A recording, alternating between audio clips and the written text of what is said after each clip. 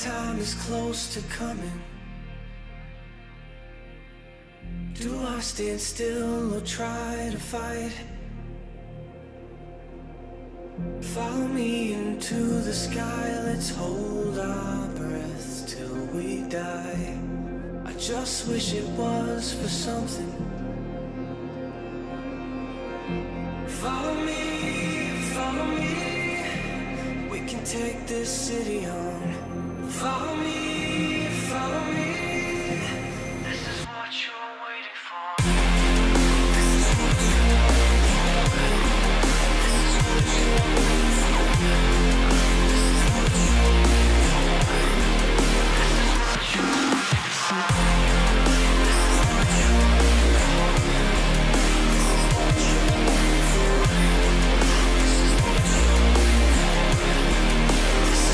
You're waiting for.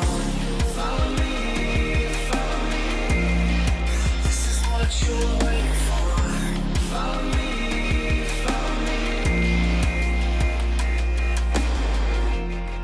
My eyes are close to shutting. This is the turning point tonight. Follow me into the sky. I'm glad these clouds are so high. I'm not jumping off of nothing. Follow me, I can change forevermore. Follow me, this is what you're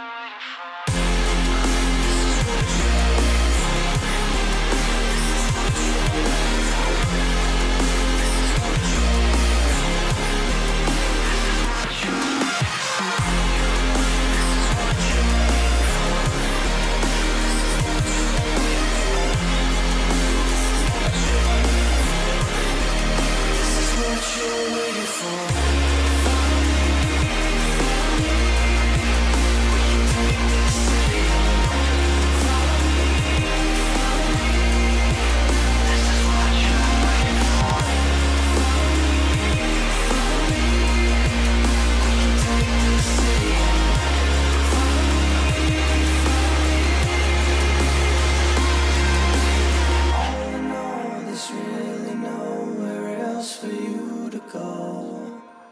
All in all, there's really nowhere else for you to go.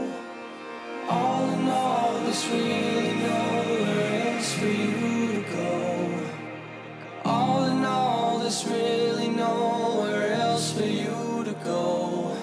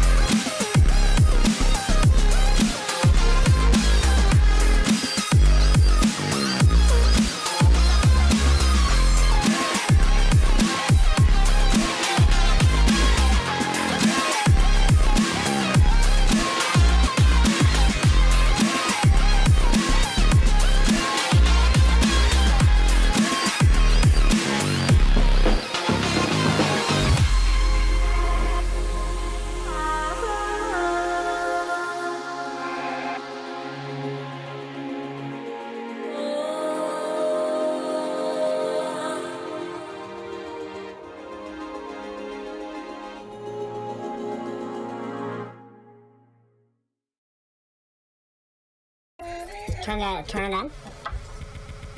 Boy.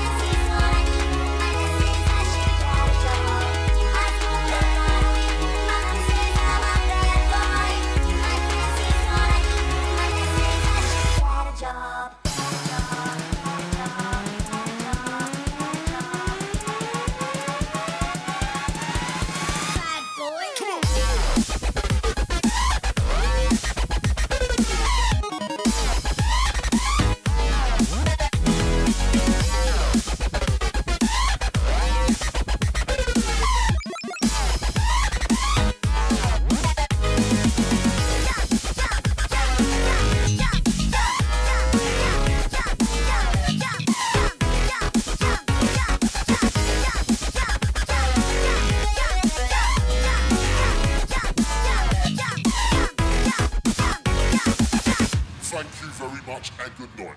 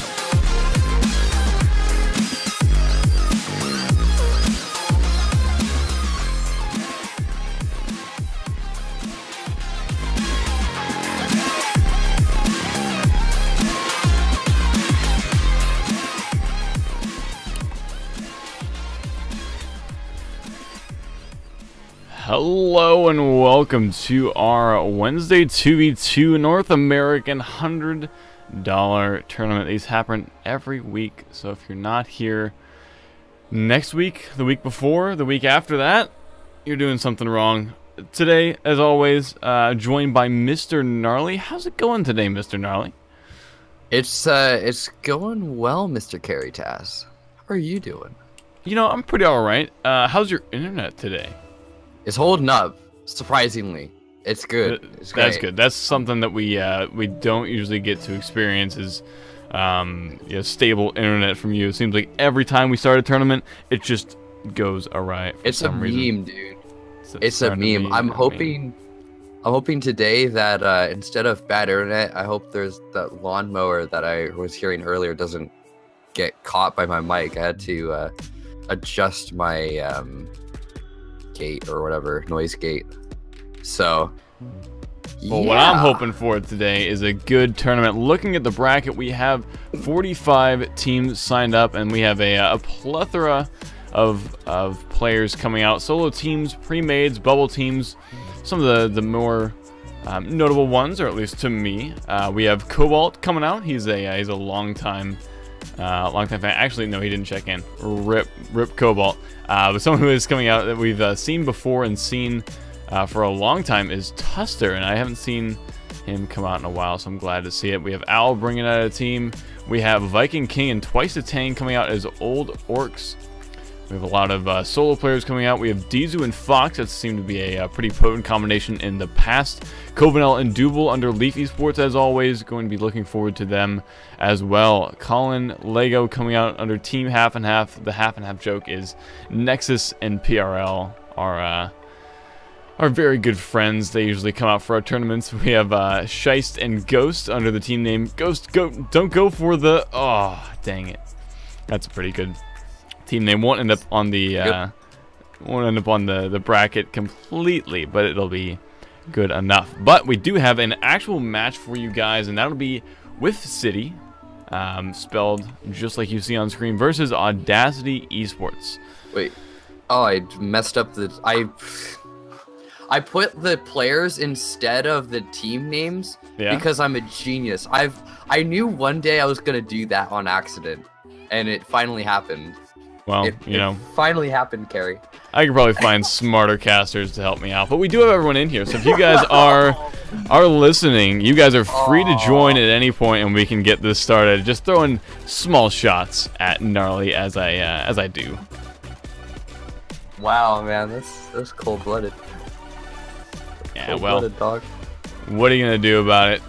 Let's see. We do have these guys joining up, so let's spectate, switch over our scenes, and hopefully get this started. We just need one more orange player to join, and he's not. There he is. There he is. So, with City versus Audacity Esports, getting this one started fairly quickly. I like it. Let's get the action started. Kickoff going the way of... With City. I can't actually read the team name, so because I'm a genius. But ball's in the corner now. Gent gonna pick it up, taking it along that side wall, gets over Xander. Turbulent, waiting, needs to get a hit on it.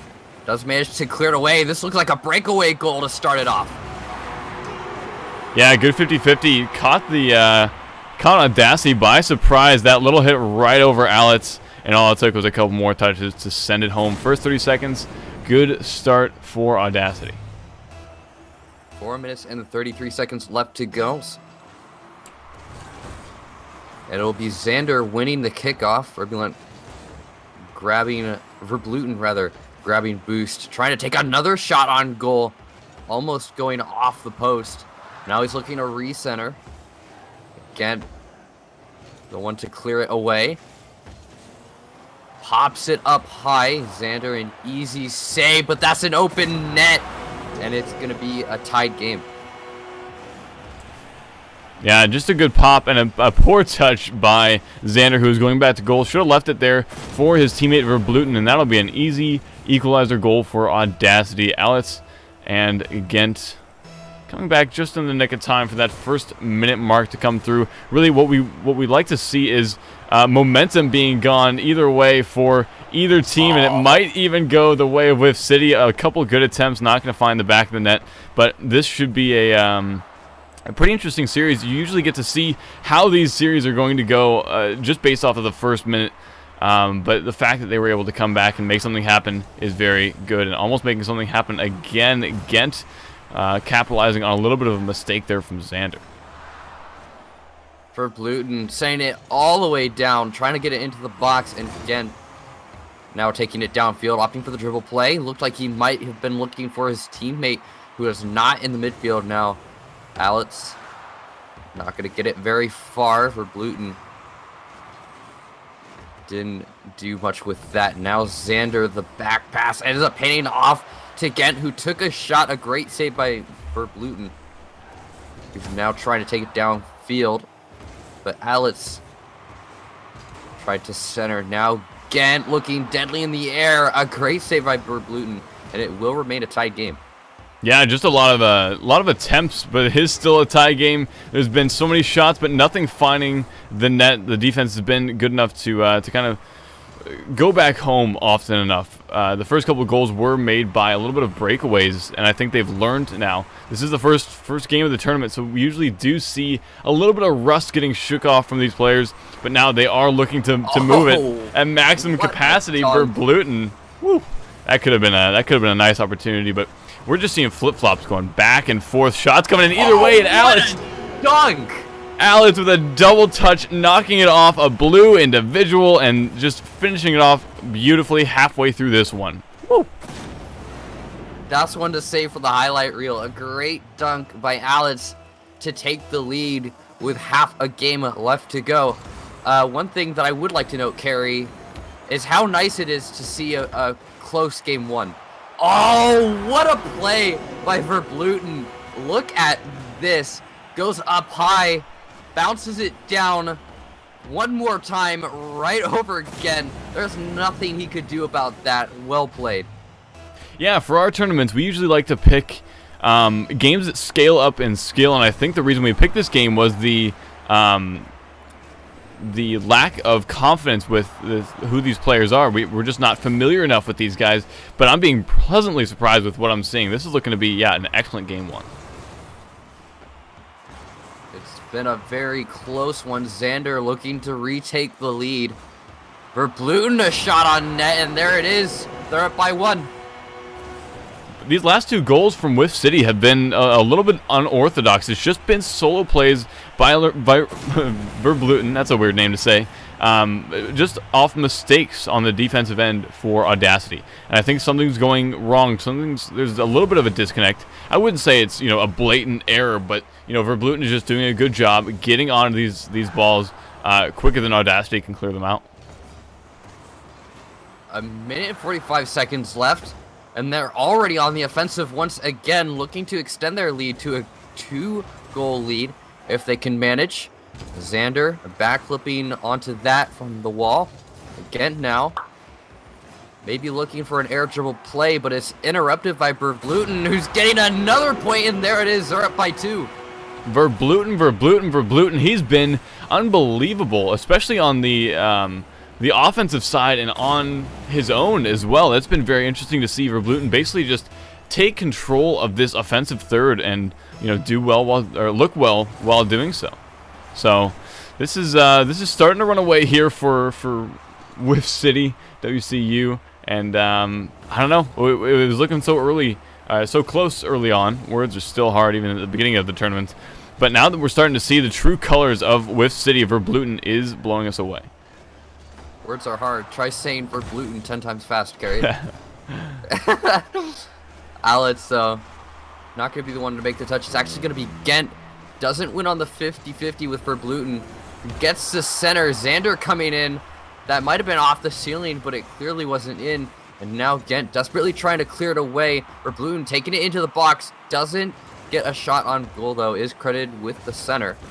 Now Xander. Up the wall it goes. Gent for the Spider-Man clear. Doesn't get the touch. And now an open net for Verbluten to score on. Didn't put it on target. Had the opportunity to center again, but missed completely. And now a center from Xander won't be capitalized on. Alex needs to take this out of his own zone. Does take one offensive player out of play. Verbluten ends up tipping it back. Now again, an open net to bring it back within one. A lucky kickoff goal, and the possibility of an overtime could be real. Yeah, 9 seconds, plenty of time for a goal to come through. Just a good capitalization there by Gent. Verbluten wanted to just get onto this ball, stop it right at the midline, ended up passing it to Gent, and he was able to get onto that ball. Now it's really down to the wire. 6 seconds remaining. Alex actually has possession, passes it to Gent. No, where is he? Oh man, he's looking for the air dribble play. It's not going to work out that way though. Now going back out to the midfield. Gent trying to keep it up. It's going to hit the ground. And Whiff City's going to be taking the first game. The true winner is Verbluten. Now, Verbluten was doing quite a bit on the offensive side, and I think that's just a case of, you know, preferences in 2v2s. You usually don't see that heavy of a circular rotation. You usually see one person that is more comfortable on the offensive end, but, you know, both players can swap out if need be. Verbluten obviously being that offensive player and doing it well, taking 6 shots and 4 goals, great conversion rate, and yeah, I don't know, Whiff City seemed to run away with that a bit at the end there. Ghent and Alex obviously able to make a little bit of a push, but not enough, and that will be 1 for Whiff City. These are best of 3s up until the quarterfinals and semifinals, which are best of 5s.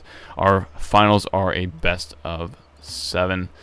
No losers bracket, so this is a single elimination tournament. So you play these early rounds, these best of 3s. You need to be on top of your game and be able to win these fairly consistently, because this is the only chance that you have Audacity on the final throws. This is a best of 3, and Verbluten and Xander already have won, so they need to kick it into high gear soon. Let's see if they can do so.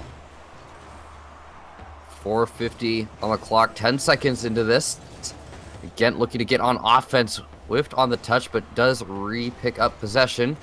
Doesn't win on the challenge, as Verbluten gets the dunk over him.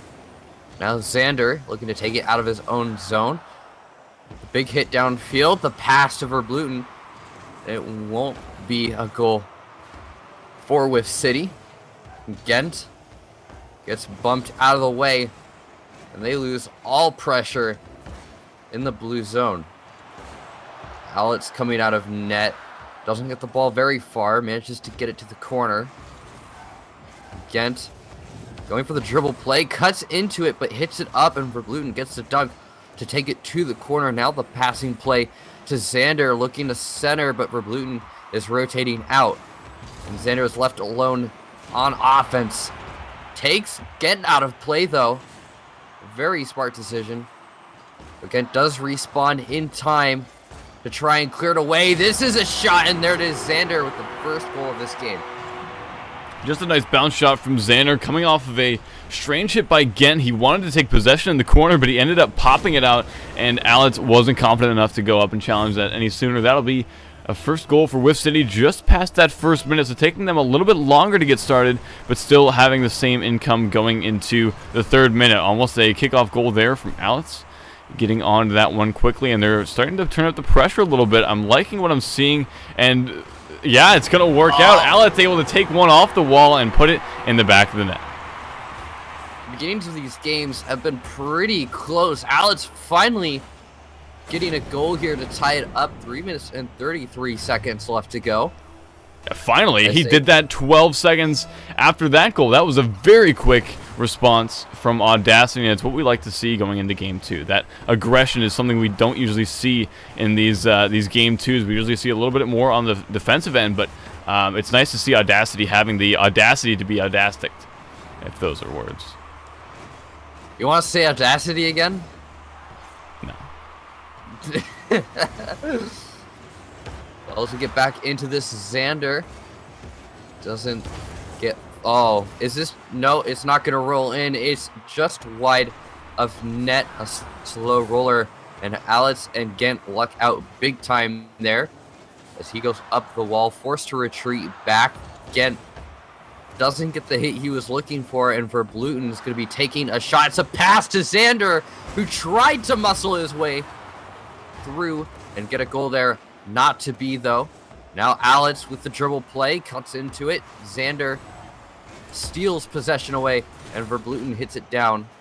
Now Xander in reverse, switching back, go forward. Verbluten up the wall, beats Alex to the ball, taking the shot. No, doesn't make contact, and Xander didn't succeed with his shot either. And it is going to remain a tied game as Verbluten and Xander keep up the pressure in the orange zone. Yeah, there's been nice conversions of pressure from one side to the other with City and Audacity, both having attempts. No one really finding any opportunities. There haven't been too many shots on target and not many saves coming in either. It's been the thwartations at mid, as I like to call them. But there's been a couple opportunities, not enough to actually write home about, but there we go. Verbluten proving me wrong. Just carrying it from the mid-line. I didn't think this was going to be uncontested. That's why I was kind of like, all right, what are you doing here? It's strange to see that be on target and get by Ghent there. So, good from Whiff City. Audacity needing to be a little more aggressive. We saw that in the first minute, but not so much in these past two. And these last minute and 30 seconds are going to be super important for Audacity staying alive in this tournament. Verbluten looking deadly there, wins the challenge. Ghent pops it up high. Xander is going to be the one to ping pong it back. Gets it over Alex. This is an open net. Just needs a simple tap, and there it is. 3-1. 2 quick goals from Whiff City, and that will be a great lead to compound on. They have a game in the series. They have 2 goals in the game, and they're starting to look a little out of reach for Audacity Esports. What's been the difference maker? Because we saw Alex and Ghent, they're trying super hard. You know, we can see that they do have the ability to score on this Whiff City team, but what's setting Whiff City apart? I think it's the fact that Audacity is being a little bit too clumped together. One touch by Verbluten will beat both of these players, and the little bit too much aggression in the offensive end will leave their goal completely unguarded. So I think it's a little bit of rotational issues just against this team. It might work well against the normal players, but these guys love to go off on their own. Xander and Verbluten, they're definitely very confident by themselves, and they don't need no teammate to carry them. They're very independent.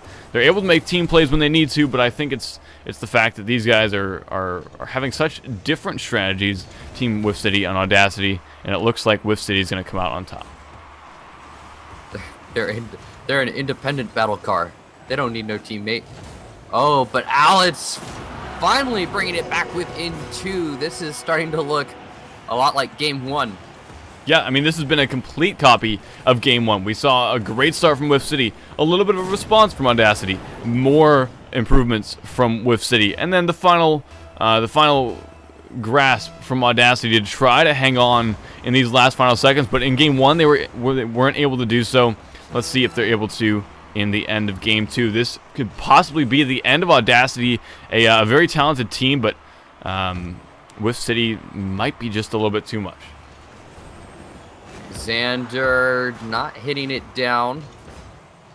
Ghent hits it all the way to the midfield. Verbluten takes a shot. Alex was waiting in net. And as the final seconds count down, it's looking like it will be Whiff City taking a 2-0 series sweep over Audacity Esports. Yep, very well played by Whiff City all the way through this series. Only 2 games needed to take it to the end, but this is a very convincing win, and it's kind of unfortunate that we had such a good matchup in Game 1. It means that we're losing talent very early in the tournament, but when you have so much coming out, so much talent coming out for the tournament, you're just inevitably going to lose some. Anyway, they will be moving on into round 2. We got a great grouping for this tournament. 45 players means a really full round 1 and a completely full round 2. We're starting to get those games going. We already have a solo team moving on into round 3, and round 1 matches are wrapping up. This will mean that we'll be able to get into a match soon, but we will be going to a little bit of a break. But don't worry, we'll be back with some great Rocket League action very soon. Before we go to that break, we have a little bit of business to get to. Matcherino, our sponsor, we do this every single week. You guys should be very familiar with this format. Matcherino will give us these codes every week. All that they ask you to do is go on their website and enter them. If you go to Matcherino's website via the link in the chat, enter the code Nexus9 after hitting donate, and then just hit the donate button again, that little modal window that pops up, and that will submit a free $1 into our prize pool. We get 50 codes every week. So if you would do your part and enter yours, that would be so helpful. But I digress. We will be going to a little bit of a music break. But don't worry, we'll be back very soon with some great Rocket League. Don't go anywhere.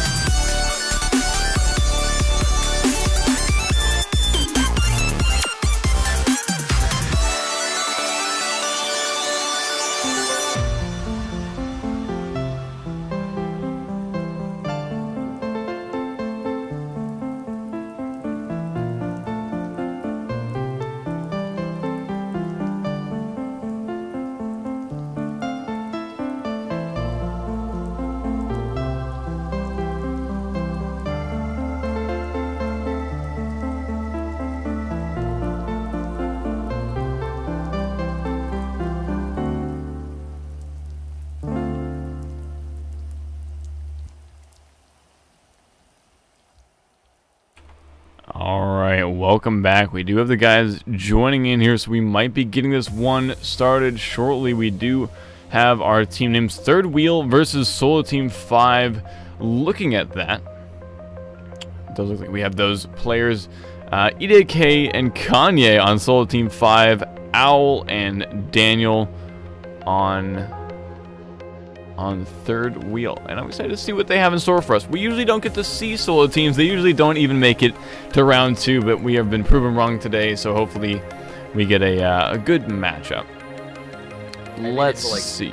Round 3 on a solo team once, but I got carried, so yeah. I mean, when don't you get carried? That's a good question. When I play with you. Oh, roasted. Anyway, yes. We do have a couple of reports from the bracket. With City, obviously, who we saw moves into the round of 16. Prospective challengers moving into round 2. Solo Team 6 moving into the round of 16. Solo Team 7 moving into the round of 16.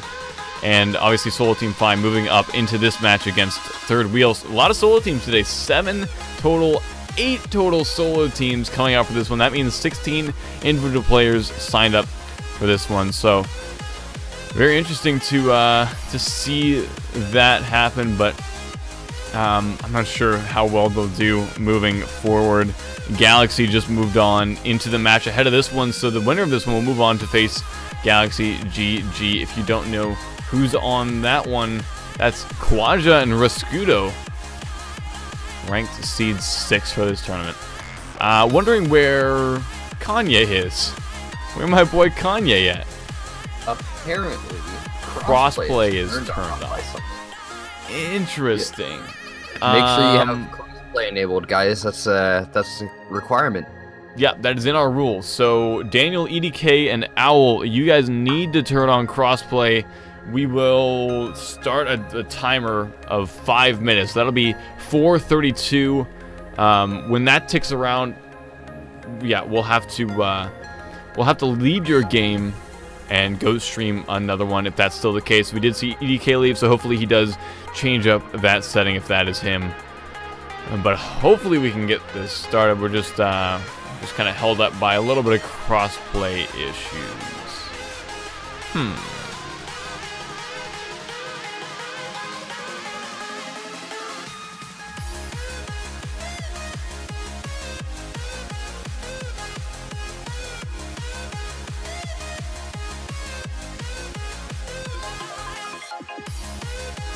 Wow, a lot of entries on the Match Arena page. Thank you guys so much. I see Cookie for Kitty. Cookie 9 Kitty, sorry. Cookie for Kitty? Cookie 9 Kitty. It looked like a 4. Donated $4 to our tournament. I don't know if that was previous use of the code or just some raw donations. Either way, thank you very much if you're still watching. Appreciate that. And if you haven't entered our Match Arena code, what are you doing? We still have plenty of entries. Go to that Match Arena page. You're just sitting here waiting. You have nothing better to do. Go to that page, enter the code Nexus9. We still have plenty of codes remaining. It helps us out tremendously if you do so. It does look like we have everyone in here, so they are starting to join, so we should be getting this one started almost immediately. Just going to wait for everyone to join up this match, and we'll have Third Wheel and Solo Team 5 going at it. Owl will just join the match and then left the match. But why? Why didn't anyone else join the match after him? It does look like we'll have to remake this one for some reason. We're just waiting for you guys to join. You guys are given the go-ahead to join after everyone has entered the match. So if you're just sitting there waiting, and everyone is in the match, both players and 3 casters, three managers in the tournament, then you guys can join. But we will be remaking that one and possibly just turning up the music a little and yeah. So sorry about that, guys. Join the match. Rejoin that same match. It's going to be the same credentials, but after everyone is in there, you were given the go-ahead. I sent Owl a PM on Discord, and he joined. So yeah, just waiting to get this one started. Sorry for the little bit of a break. We should have these guys join right back up. But why would you join prematurely? Yeah, you gotta wait for everyone to get in here. Hopefully Owl and his teammate can get in here in time to get onto the respective teams. But it does look like we're gonna be waiting for that crossplay player. Guys, please. They're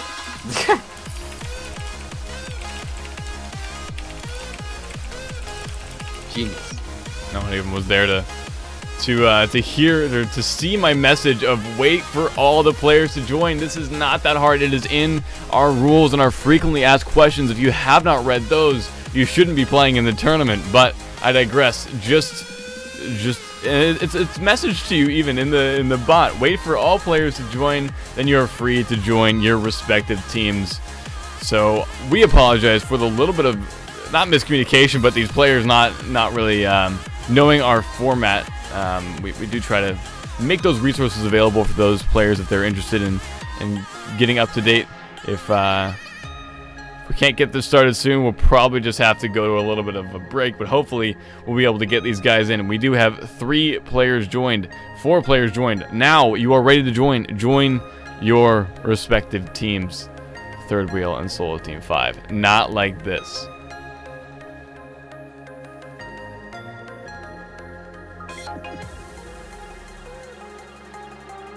Like now. You guys can go. You guys are free to join. There we go. We have these guys in the lobby joining up their respective times, their teams' times. Let's pause that music, get over into this scene, and get this game started. Are we? Oh, we're in the game. Yay. Okay, EDK flying high off the wall to start it off. Nowhere near that ball, and Bomber looking like he might score first, ends up putting it off the backboard instead. And now EDK will try and take it along the ground. Bomber intercepts again, and Daniel's gonna tip it over to the side. Hal catches it, now going up the wall, going for that aerial play.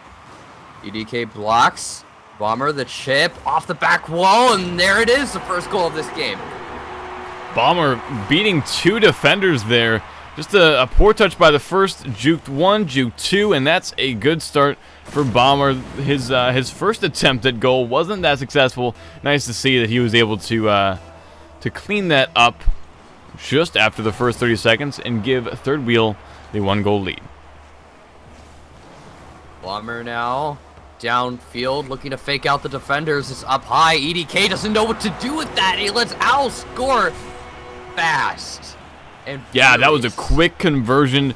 Just 10 seconds between that one and the last one. And EDK just being a little bit too timid to come into contact with that ball. And Owl will find an easy shot on net to give them a 2-goal lead, slowly increasing. 4 minutes remaining in this game, and so far it does appear that Third Wheel has the lead right now, as Bomber gets it over 1, doesn't get that on target though. And now try to go down with it. EDK is going to clear it away. Owl backflipping into that one. Will he get it center? He does. Couldn't finish it off. And EDK looking for the dribble play. Gets into it right, but Bomber challenges it and does manage to almost get another goal for his team. Goes for the challenge again. Here comes Owl. EDK, the pinch, manages to take it away. A shot just wide, and it will remain 2-0.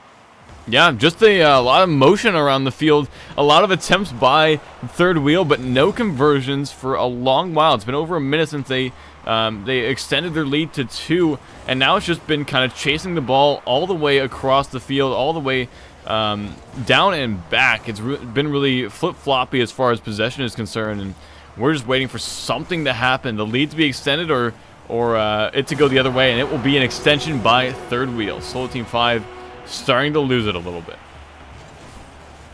Yeah, they don't seem to be having a very good game, down by 3 without a single point on the board. 2 minutes and 59 seconds, basically 3 minutes remaining, and a pinch for that kickoff, and what? Bomber already has extended their lead again. 3 minutes remaining. You know, Solo Team 5 just looking to start to turn it around. That is not a great thing to have happen to you. That'll put someone on tilt, I guarantee it, and that will be a 4th goal for Third Wheel against Solo Team 5. Daniel puts it across net. Isn't able to finish it off. Bomber going slow, going for that off the ground air dribble. Ends up putting it a bit too far to the right. The hit from the defense. He loses all possession. Now back on defense in his own zone is Bomber. Across the goal it goes. A shot from Daniel, and that just gets stuck right in. That angle. Damn, Daniel. What a nice conversion from the corner halfway through this game. Yeah, I just memed on you. Deal with it. Yep. Well, you're going to have to deal with it halfway through this game. A good response from Solo Team 5. A great response from Solo Team 5. They're finally back within 3 after completely just getting destroyed the entire first half of the game. They have the ability to come back. 3 goals down with half a game left to go isn't too bad if you can get some more goals, get some plays started up. Bomber, though, looking to re-extend his lead. Almost gets a hit on Daniel, but not to be. Owl backing up. And EDK with a challenge gets it past both players. An open net could have taken the opportunity to score, but he gets a soft hit and just backs off of it. Not what you want to do. And Bomber almost working it past Daniel. A big clear downfield, though. That's a good way to get a counterattack started. Daniel, yeah, that's really what they need at this point. A minute and 30 seconds remaining. A counterattack is something that they need, and it's just not looking to happen. They're always struggling to run back to goal and you know, thwart the attack from third wheel. They've done a great job at making that momentum downfield and making their presence known all across the field. Bomber has surprised me a lot with how he's playing. He's just been superb. Owl try to get it center, ends up handing it right over to Daniel. He's trying to rotate on defense. A big clear from EDK to get it all the way to the other box. Bomber loses control. Daniel, this is an open net. They're back within 2. That's a little surprising to have happen. I mean, Bomber obviously a little bit out of the play, but Owl completely missing. That should not be happening, and that will be a pretty distinct punishment from Solo Team 5, taking third wheel by storm there. It was just like, what happened? They just stepped in and scored a goal, and Owl will probably be feeling the burn from that one. They still have a 2-goal lead with 30 seconds left to go. As long as they don't get too complacent, they should be fine. But this is an open net. And there it is. They're back within 1. Yeah, that's just like another mistake. This time from Bomber not being able to contest in the air. And that will be 4-3, 24 seconds remaining. We've seen some late game comebacks previously in the tournament, but nothing has really panned out. So I'm not sure what to expect here. It feels like the ball is just getting thrown all the way over the field. The defense is completely disintegrated, and all that we're seeing is shots being converted with 100% conversion rate. Yeah, Death for Scene says it perfectly in chat. Wow, this game is blank because there's not really many words for it. I mean, both teams have gotten complacent. Look at this. What is that? I don't know. Gnarly, I've lost the ability to can anymore. I am a white girl at Starbucks, wearing my Uggs, ordering a mocha frappuccino double whip with extra shots. I was about to say pumpkin spice season it's is over, not dog. fall, yeah. Exactly. I can't say pumpkin spice. Anyway, this will be the last 13 seconds of this match, and it will be going to third wheel. Just a lot of weird play at the end, and that'll be the first game and first win in the series for third wheel as they endeavor to do the same in game 2. Solo Team 5 has a little bit of work to put in, and if they're going to stay alive in this tournament. What a strange end. What a strange game that was. I wonder if the next game will be a little bit more normal. Yeah, I'm hoping that we start to transition into the rest of the tournament. You know, we start to settle in to what we're comfortable seeing, which is consistent play. I think that's the one thing, the one word I would say to describe this game is very inconsistent. We saw some great plays coming through from both sides, and then suddenly we just didn't.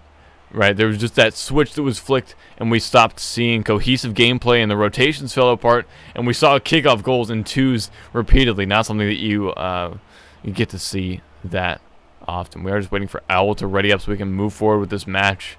Hopefully we're able to do so soon so we can continue to give you guys some great entertainment. But one thing that allows us to do that, give you guys consistent and great entertainment, is if you go support us on Match Reno. That is our central point of support that you guys can show for us.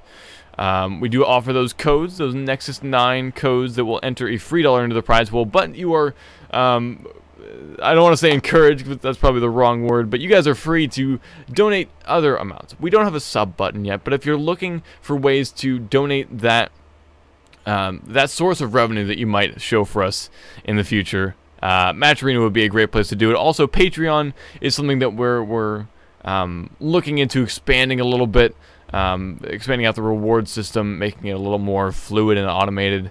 But I just wanted to let you guys know that as we move through this series. Third Wheel going to be having the advantage here in this series with the win on that last match, kind of rounding it out strangely at the end, but hopefully we're going to see a little bit more standard Rocket League, some good shots, some good passes, and some great save. Words still fairly hard. Let's get this one started. A Bomber going up that corner wall to clear it out.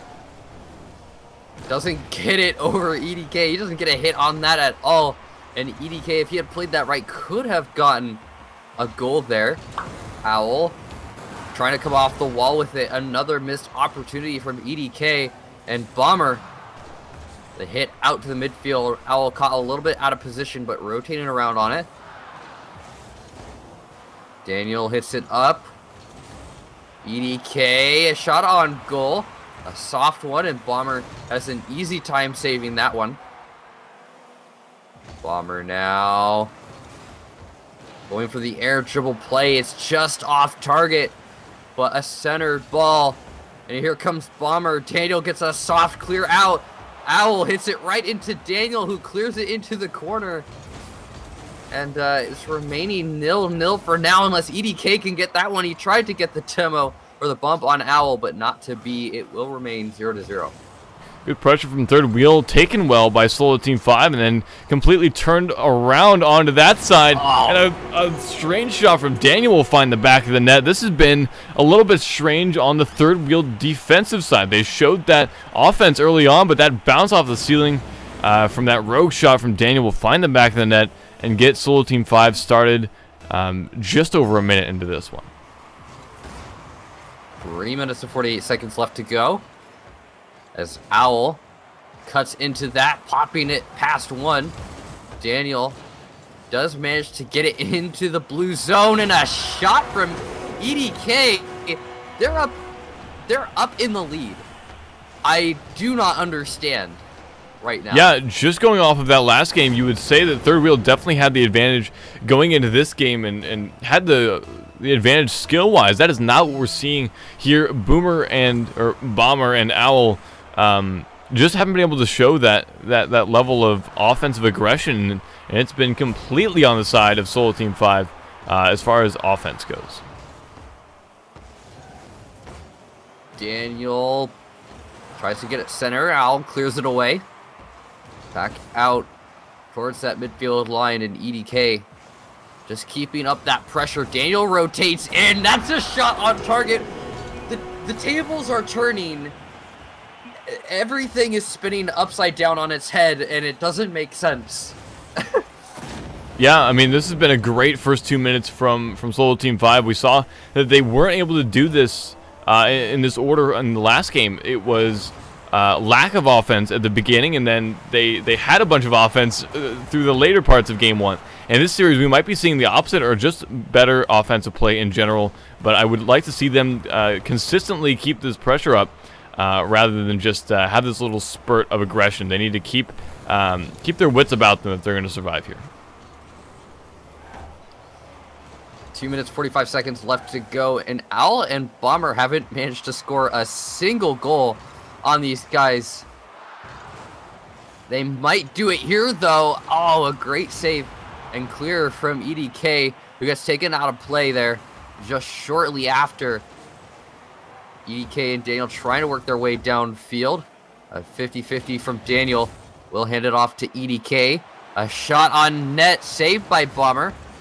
Owl gets it past one, past two, and there it is. They're back within two. Great dribble play from the midline from Owl, just passed up by Bomer. Over 1 and over 2 here from Owl, and that will be a start of a comeback, hopefully for third wheel. Soul Team 5 has been holding it down defensively for a little while. That was really the first instance that we've seen them start to struggle a little bit, but it's good to see that out of third wheel late in this one, and almost able to make a play on goal here. They're starting to turn up the pressure. A pass from Owl into Bomer, and that will be goal 2 in less than 20 seconds.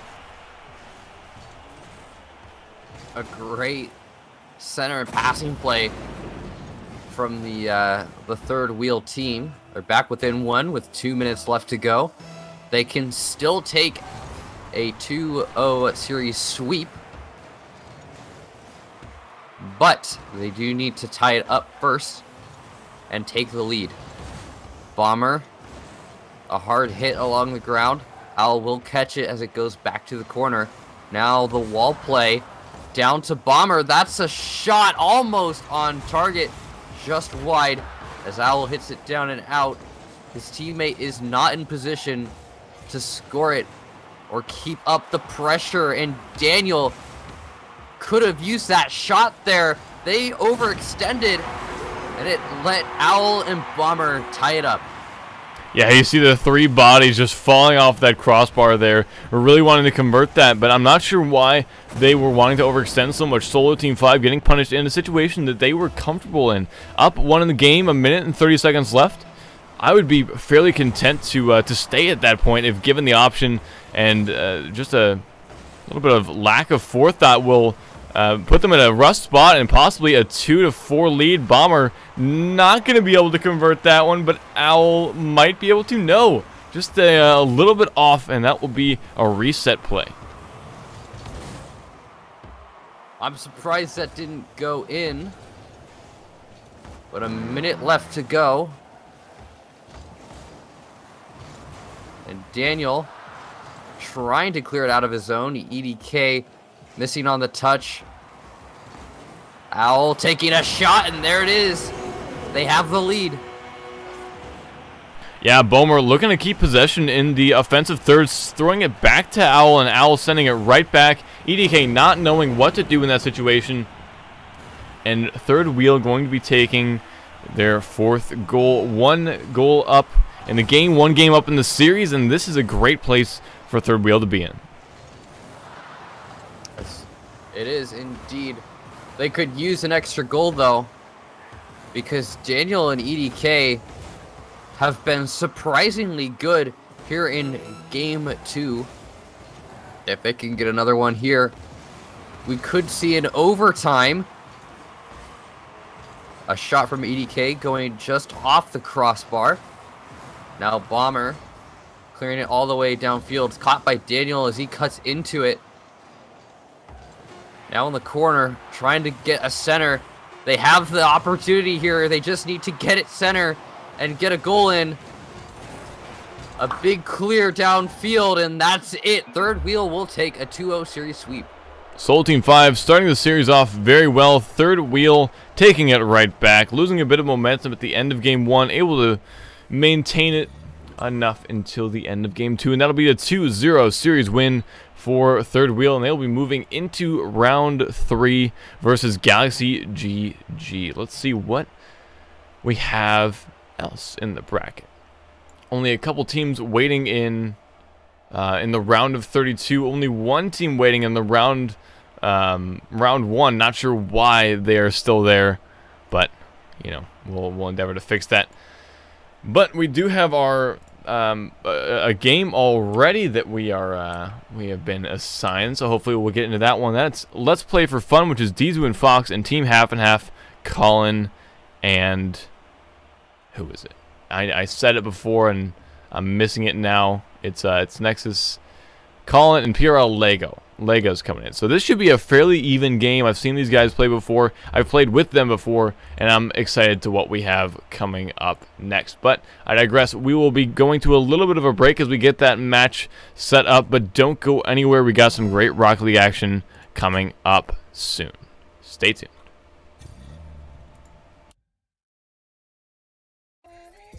Turn it on.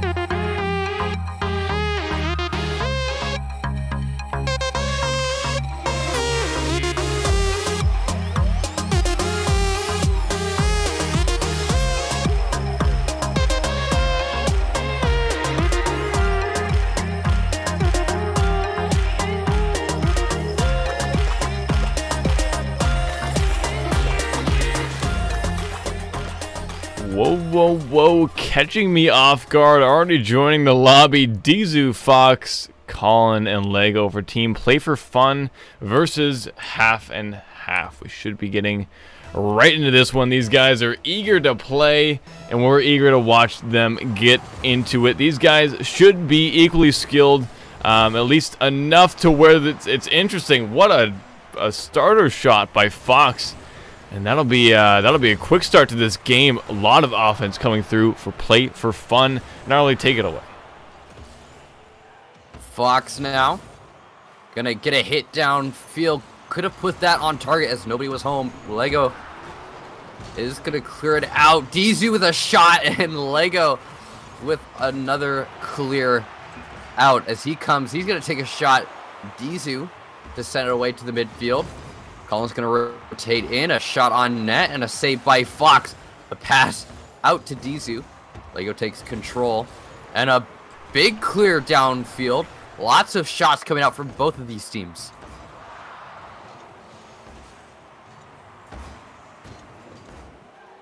Colin trying to get it center. Fox couldn't get a hit on that. Dizu pops it over Lego. Couldn't get it around Colin. And Fox ended up the wall. Looking to go for that off-the-wall play. Colin could have beat him to the ball, but didn't. Dizu chipped it up. And Lego could have had a shot on net there. Dizu getting completely interrupted by Colin, but does manage to get the center. Lego clears it out. And so far, a 0-0 game. Yeah, minute 30 into this one, and we haven't seen many shots on goal. You see all of their skirmishes and their 50-50s are either all along the wall or, Or I was going to say in the corners, but that wasn't even a 50-50. That was barely a shot, just a touch on the wall from Dizu that will find the back of the net. And 2 minutes into this one, we're just rounding into, that'll be a first goal for Play for Fun. The first goal in the game, rather. That'll be a strange one to have happen. We saw a lot of cohesive passing plays. We saw a lot of good shots like this, but for that one to find the goal, it's just caught me off guard a little bit. But looking to retaliate very early, half and half, putting on a lot of offensive pressure. Lego's gonna take Dizu completely out of play. Now trying to bum rush downfield, doesn't put that one on target, and Dizu's able to clear it out, but ends up handing it right to Colin. Goes over Fox. The ball goes over Colin as well, who's not able to finish it off and get a tied game. Dizu hits it up. Colin's going to be looking to rotate out. Turns around instead. And Dizu catching an unfortunate landing. Now has to get on defense. Colin, a soft hit. Finishes it off, and we have ourselves a tied game. Great intercept there from Colin, and able to actually box Dizu out at the end here. You saw him trying to come around, and he just kind of figured that it was a futile point at that moment, and that'll be a good retaliation from half and half. 1-1 at 2-2-2, and hopefully we don't see a quick extension here from Dizu. Actually, a very beneficial kickoff in his favor. Not going to find the back of the net, and we'll slowly mesh into our normal rotations here. Lego gonna take a long shot from the midfield, and there it is. They have the lead. I did not think that was going to be on target. I saw the shot come through from Lego, but Dizu was ahead of the ball here. Just shot a little bit too fast, and Dizu not going to be able to get a paw onto it. A quick turnaround for half and half. 2 goals in 20 seconds. And Play for Fun with their early lead is now looking back and saying, what happened? We need to change something up and not be punished as much as they have been. Maybe wanting to do that now. Fox looking for a shot, but that'll leave their net completely open. Lego will find goal 3 for half and half. I do not understand what is happening to the Play for Fun team. They seem to be on a bit of a tilt right now. Minute 49 seconds left. 3-1 scoreline. Half and half team leading the charge right now. Looking to get another one here as Fox does manage to wrestle away possession, and they're back within 1 now. I think the reason for that quick 3 goals from half and half was a bit of overextension from Dizu and Fox. You saw the pass on that previous goal for half and half. Fox tried to follow up on it and send it home, but it left their net completely open. I think the mindset is still in 3s, you know, that you have that last man back. In 2s, you need to be a little more careful. Punishments can come not as often as 1s, but more often than 3s. But a good turnaround there for play for fun, and continuing to look for attempts here. Fox going to send that one to the mid. Dizu's not going to get onto it with a good enough angle, but they're still looking to maintain possession and keep the pressure up. Fox hit it out. That was a center ball. Dizu just out of position. Could have finished that off. And now they're keeping up the pressure. Not letting Colin and Lego get too far out of their own zone. That was a bad touch from Dizu to hit it out to Fox. Now trying to take it back. As Colin waits in the midfield. Finally challenges it. Gets it over Fox. Not past Dizu, who gets the clear. Now making his way downfield. Going up that back wall. And Imperial Lego coming down with it. Fox off that side wall. Colin trying to finish it off. Keep their lead extended, but Fox and Dizu looking to tie it up. There it is. 3-3. Great pass coming across from Fox right in this corner, just looking to touch that and get out of there. You saw him just going up the wall, wanting to retreat so they didn't get punished, and Dizu able to come off across it and send it into the back of the net. 3-3, 22 seconds remaining, and play for fun has completely turned this game around.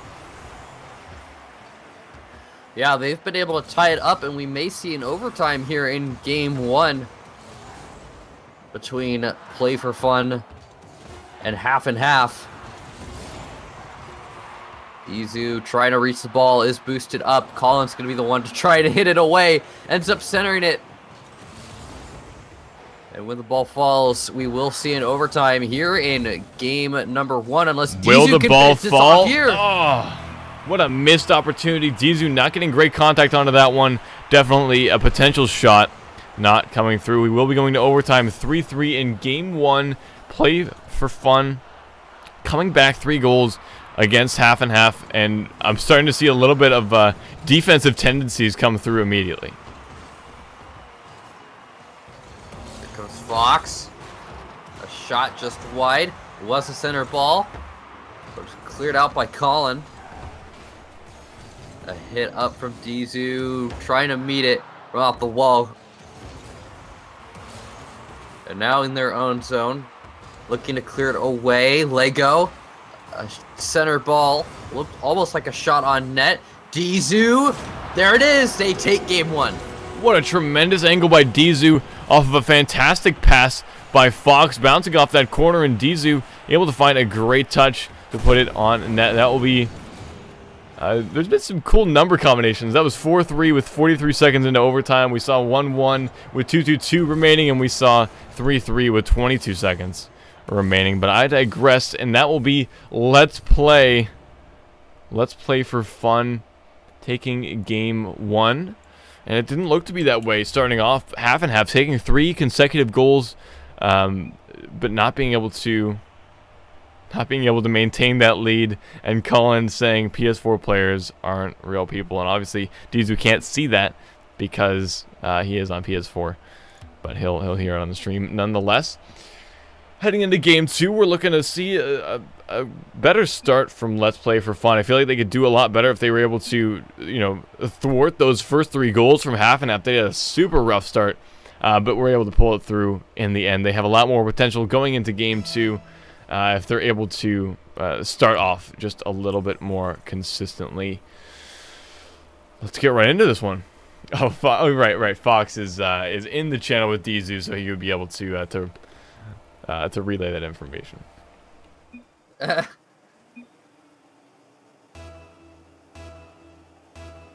Here we go. Getting into game 2. Let's play for fun. Up by 1 in the series. They need to take 1 more to move on to the next round. The quarterfinals, I believe. Dizu gets a hit downfield. Lego looking for the air dribble play, coming down with it, and Fox is going to interrupt it, denying that shot on goal. Dizu on the wall,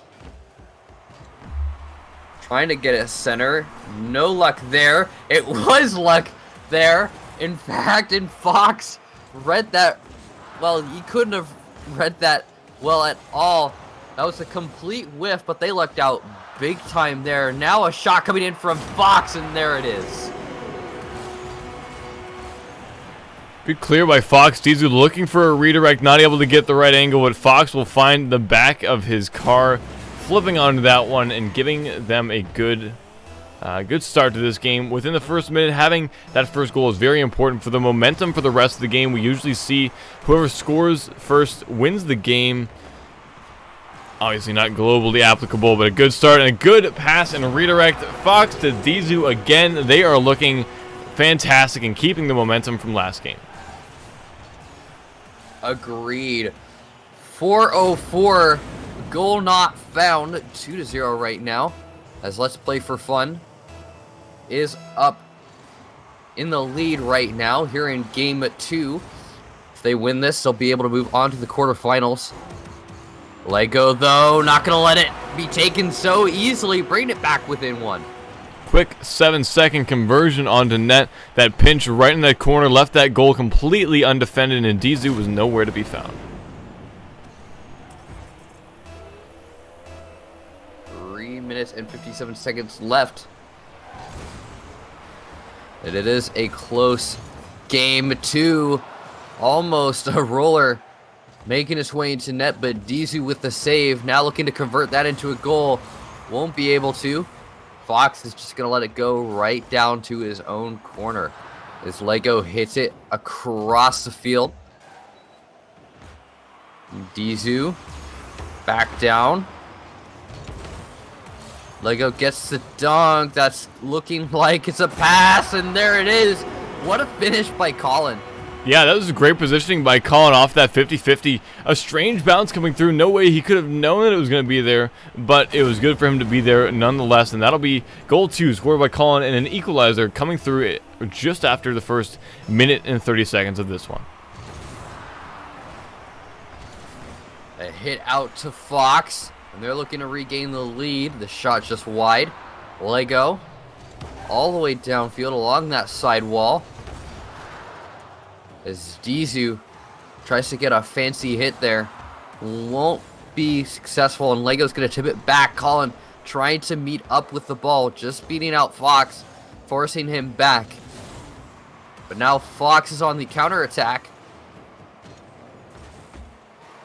to no avail, as Dizu hits it out to Fox. That was a great pass, and Fox just completely whiffed on it. Another 50-50, and it's handed over to Colin. Tries to cut it around Fox, and Lego is forced to take up the mantle as he goes up high, losing control of the ball. A shot coming in from Dizu, and Colin is able to make the save. With half a game left to go, it's still tied, but Colin could take the lead here, denied by Dizu, and it will remain 2-2.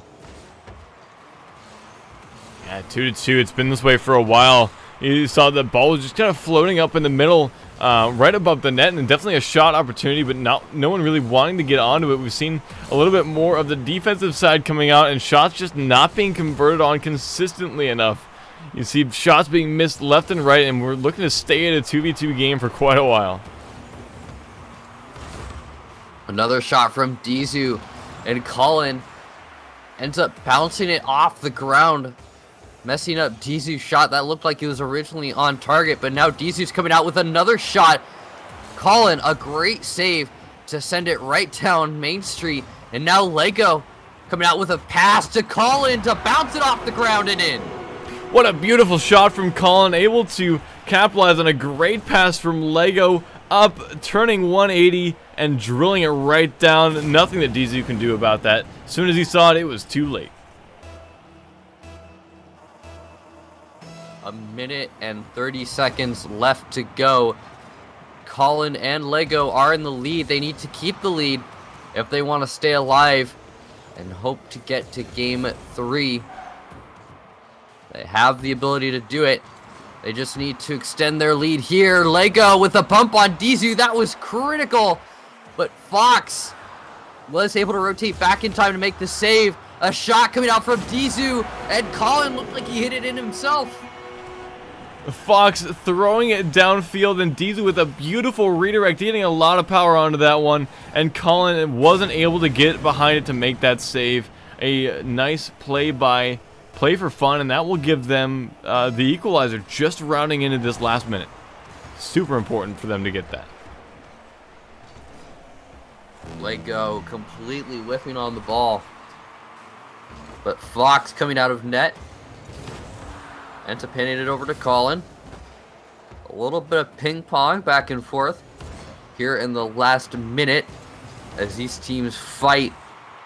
One to stay alive, one to move on. Lego trying to get the dunk, and Dizu with a clear out. It's been back and forth all game. The next goal will take it. It looks like Fox is trying to get it. Not to be. But here he comes again. Another attack, and Colin's going to be able to catch this one. Flicking it downfield. Would have been a great pass to Lego if he was in position, but there's no way for him to read that. And now in the last 10 seconds, it's looking more and more like we're going to be going into overtime.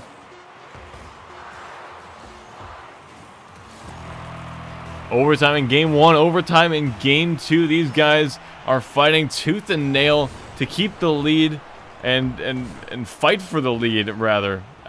We were stuck at 3-3 for a while. We were stuck at 2-2 for a while. These guys do not want to give anything up, but it'll be given up to play for fun. Another goal in overtime, just in the third of the time this time, and that'll be play for fun. Moving on in this tournament, half and half going home.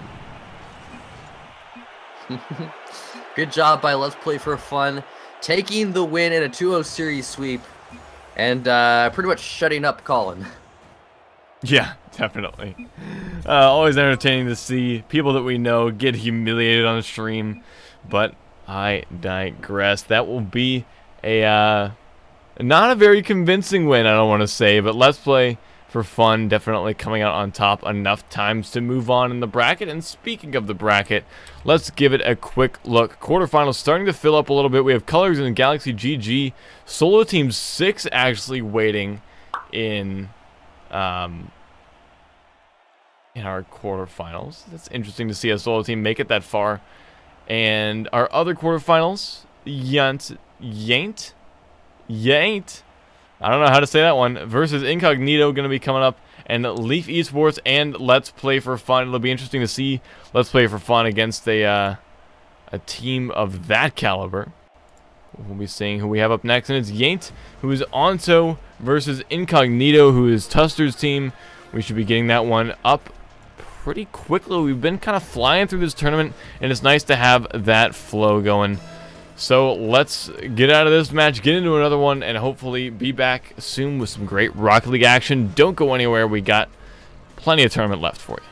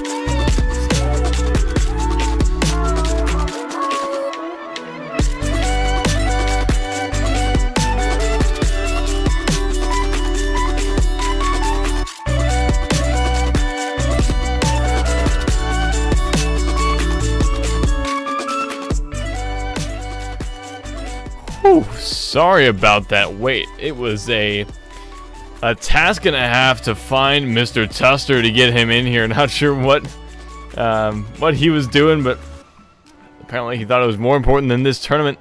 We should be getting into this game soon. It is Yaint and Incognito. Everyone is in the lobby. We're just waiting for them to join. So if they're listening, please do so. I will throw you guys a message as well, so you guys can join and we can get this started. There it is. They're joining now. There it is indeed. Yaint and Incognito, Onto and Icy versus Tuster and Jay Wizbont, players that we're fairly familiar with. Seen these guys multiple times before and should be very pleased with their play. Icy putting that one on target. Tuster having to take it off the goal line to get it out. A strange start and a risky place for Incognito to be in. Yeah, we haven't. I don't think I've seen. Well, I may have seen Onto. I know I've seen Jay Wizbont before, even though it's been a long time. But what an interesting start so far. As now Onto tries to get a center pass. Jay Wizbont interrupts it. Now they're working their way downfield. Onto with the counterattack. Jay Wizbont looks like he might beat him to the ball. Doesn't, and that's a pass to Icy. Tuster does manage to beat both of the players, and that's the first goal of this game. Right before the first minute mark, Tuster taking it by both players who were in the orange offensive end. A little bit of a mistake, and Onto, though close, was still punished for being a little bit out of position. Good place for Incognito to be in, as Yaint hasn't scored a goal, even though they were close to start this one off. 4 minutes left to go. Onto looking for the counter attack, try and tie it up. Now they're caught out of position, and Tuster's going to have another breakaway goal. Wow.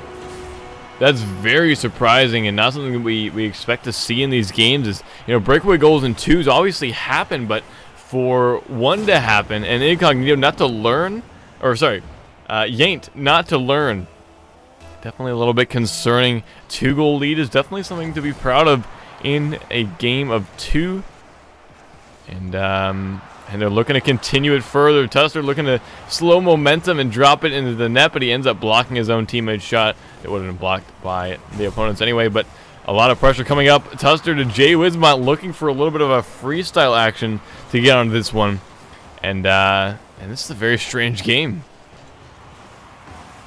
Yeah, it is. They do have a 2-goal lead. Need to make sure that they don't get complacent here. The remaining 3 minutes, maybe get some more goals. Tuster doesn't get the hit he needed. And Onto trying to seek a shot. Jay Wizbont is going to rotate back in time to break it up. The back pass to Jay Wizbont, and that's a hard clear downfield. Jay Wizbont trying to get a better touch on it. And now it's Anto looking to get his offensive play started. Rotates out. Icy is going to get the dunk on Tuster. Anto couldn't get it center. And now Tuster looking to take it away. The pass to Jay Wismont. It's off the backboard. There's Tuster. They couldn't get on target. And Icy is going to rotate to get the clear. The pass out to Anto. It was a good pass. A high shot. And there it is right underneath. Jay Wismont backflipping it to make the save. Man, that was a strange situation. Tuster almost not finding the save in that situation. Just a lot of weird defensive plays. We're seeing these shots come in, and the defense not be ready for them. They're always having to scramble a little bit to get ready. Tuster was just kind of sitting stationary in net. So I don't know. This is a little weird, rounding out into the last 2 minutes of this one. A little bit too much memery coming out from Jay Wismont and Tuster, leaving their defensive end a little bit undefended at times. Tuster hits it towards the backboard. Jay Wismont out to Tuster. Anto is there to make the save. Jay Wismont almost could have backflipped into that. Tuster, another center. Jay Wismont, a finish off the crossbar. Yeah, Tuster off this wall, just sending it to the mid, and Icy just a little bit out of position. Not much you can say about that. Really weird pinched ball, but he had the positioning and he had the angle to put that on target. And that'll be a 3-goal lead for Incognito. You ain't seen any goals yet because they haven't scored any. We're rounding into the final minute when we're needing to see something from Anto and Icy. I have confidence in these guys that they're able to actually put on a little bit of pressure onto Jay Wismont and Tuster. They have the ability to be punished very easily if they're able to get onto these offensive attacks quick enough. And Toki with a $4.20 donation, almost timing up perfectly with Anto's shot. But thank you so much, Toki. Let's read the message real quick as we round out this game. It does look like Incognito will be maintaining this lead. Tuster couldn't get a shot on goal. Now Jay Wismont, he's going to have to rotate back as they clear it to the side. A 3-goal lead with 30 seconds left. They should be able to take this one all the way, unless some wacky thing just happens out of nowhere. But with 10 seconds remaining and another goal from Tuster, it does appear that Incognito will be taking game 1. No wacky things going on here. Just some standard play coming through for Tuster and Jaywiz, and that will be a game 1 win for them. This is the quarterfinals, and we do have our guys play best of 5s, quarterfinals, and semifinals. So this is a bit more Rocket League for these guys. Should allow these guys to show off the full plethora of their skills. But the first game of this best of 5 will go hands down to Incognito. Will this game ever end? The world may never know. There it is, Incognito, the bona fide winners of this one. That'll be 1 tick for them on the score marker. And a donation from Toki right at the end of that one saying, "Notice me, senpai." Toki, I notice you. Don't worry. I love you. And the support that you give to me and Nexus is very appreciated. So thank you very much. Always love to see the love from the community. There's plenty to go around, and we're happy to get our little share of it. But I digress when we have some Rocket League tournaments to get back to. So, Yank just not getting enough happening down on the offensive side of the field. You saw how forward Incognito was. Jaywiz and... Wait, what's happening here? There we go.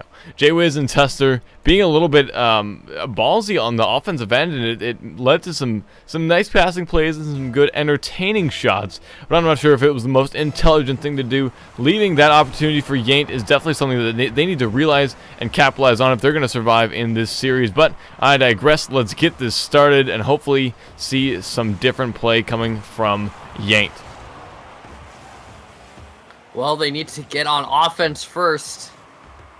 Because right now, Jay Wismont and Tuster have already had a very aggressive start. Looking to take it back into the blue zone. Icy going up. Looks like he might try and finish it off. Jay Wismont to block it, and Tuster a hard clear downfield. Icy with a hard clear of his own. That's going to find the net at 4 minutes and 20 seconds left. Exactly what I was talking about. These punishing plays. Icy able to bomb one downfield, and Jay Wiz blazing after it. Couldn't find the ability to catch up with that one in time, and that'll be a great start for Yaint in this one. That goes off the ceiling. Icy ends up handing it over to Tuster. Onto gives it to Jay Wismont, who takes a shot. Tuster also trying to take a shot. He's caught out of position now. And Onto a big clear downfield.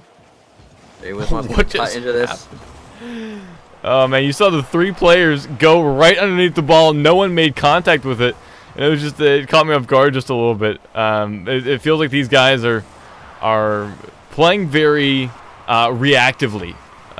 You know, waiting for something to happen and then making their decisions based off that. You saw that there with Tuster sitting in net. You saw that with Jay Wismont wanting to go after that. Tuster's like, all right, gotta wait for something to happen. Have to either wait for someone to come up and contest me or Jay Wismont to go and force that jump from Onto, and that'll be an equalizer goal. 1-1, 3 minutes and 33 seconds remaining, and another donation from Toki, another 420. Thank you very much, Toki. Oh, and he actually says in response to his first one, which was Notice Me Senpai, he says, not you, Carrie, the meme master himself, Gnarly. Gnarly Notice Me Senpai.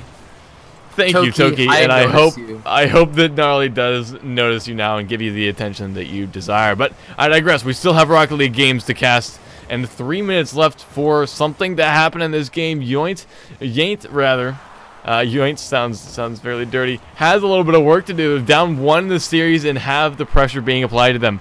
We need to see more of that punishing play. We saw that one shot from Icy go uncontested into the back of the net. So if they could do similar things here, 2 players down on the blue end, and it looks to continue to be the case, there's definitely still opportunities coming through for Yaint.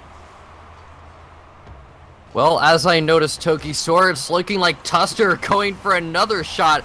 Jay Wismont forced to go back and rotate.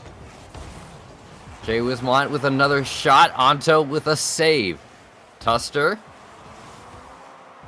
coming in, going slow. The pop is off the crossbar, and Tuster bumps Jay Wismont out of the way.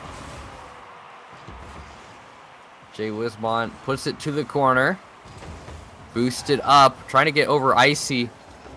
It's going to be Icy trying to muscle his way past the defense and not to be. And Onto with another shot. Almost. Jay Wismont with a hard clear downfield. That's going to not reach the backboard. Tuster sends it across goal. And that's a shot from Jay Wismont. Icy with a clutch save. And this is also wide as well. Jay Wismont making his way downfield. And Carrie, it's been a really, really back and forth game, as I noticed Toki Sword. I wanted to break out into song right as you said, making his way downfield. Dribbling fast, something. I don't remember the rest of the lyrics of the song, but you know, if I was better at singing, I'd probably endeavor to do that. No, this has been a fairly uneventful game for the past 2 minutes here. We're rounding into the last one, and we've just seen players carry it all around the field. No shots, no great passes, no great saves. It's just been a dribble game so far. It's kind of, it's understandable seeing that, as this is a Game 2 game and the defense is looking to be increased. But when something like that happens and Jay Wismont just drops it right back, what a great touch. Tuster's not going to have any trouble following that up. 47 seconds remaining, 2-1. And Tuster looking to get a goal off kickoff. Here comes Jay Wismont. Could have put that on target. Tuster putting it just a bit high. But they are up by 1. Just need to play some good defense. And they will be good to go to get into game 3. Jay Wismont hitting it off the ceiling as it comes back down. Gonna dribble it on top of his car as Tuster tries to get some bumps on the defense. Icy took a shot. And now with 10 seconds remaining, it's looking like it's going to go the way of Tuster and Jay Wismont. Yeah, it is just definitely not going. Yeah, not going the direction of Yaint. Incognito finding the first game and then finding game 2 here, just being able to break out of that equalizer situation, and it does look like we're continuing to see great play coming out of them. So it's very nice to see that happen out of Incognito. They're looking to be very consistent. This is best of 5. Best of 5, you idiots! Best of 5! Ah! Gnarly, please, it's our quarterfinals. You've done this before. Oh, Gnarly, you're fired. I'm sorry. We just done too many mistakes. You dropped that mop bucket and spilled water everywhere that one time, and there's really just nothing I can do for you, Gnarly. I plead the 5th. That's not how it works. That's not how pleading the 5th works. Hopefully Icy gets back in here on Anto's command so we can get into this best of 5. You literally said game 3 as well. Why would we be going to a game 3 if Incognito already has 2 games? Gnarly. Gnarly. Gnarly. Oh boy, we do have everyone back into this best of 5 quarterfinal so we can get this started. I'm gonna drill that into your gosh darn head, Gnarly, until it's the last thing that I do. Whew. Oh man, I'm tilted. Anyway, we do have our game 3, because this is a best of 5 series coming through, and Incognito taking 2 games but still not winning because this is a best of 5. So let's get right into this one. I wonder how many times he's gonna say best of 5 until you get it through your head. And apparently Anto wanted to get it through his head that he wants to actually be a little bit more aggressive this game. A strange shot coming through, and more strange that the defense wasn't able to react quickly enough, and when they find themselves an 11-second goal. 4 minutes and 49 seconds left to go into game 3 of our best of 5 carry. Jay Wismont and Tuster looking to take a 3-0 series sweep. Anto downfield, looking to get it center. A dangerous ball, and Jay Wismont is going to clear it out, try to get it to the corner. Icy and Anto keeping up that pressure as Jay Wismont hits it into the blue zone. Here we go, a shot opportunity from Tuster, and it's denied by Icy, who now has possession of the ball. Jay Wismont goes for the challenge. Icy gets it right around him. Anto could take the shot. Not successful there. A pass from Tuster to Jay Wismont, just off target. And it's going to remain a 1-0 game.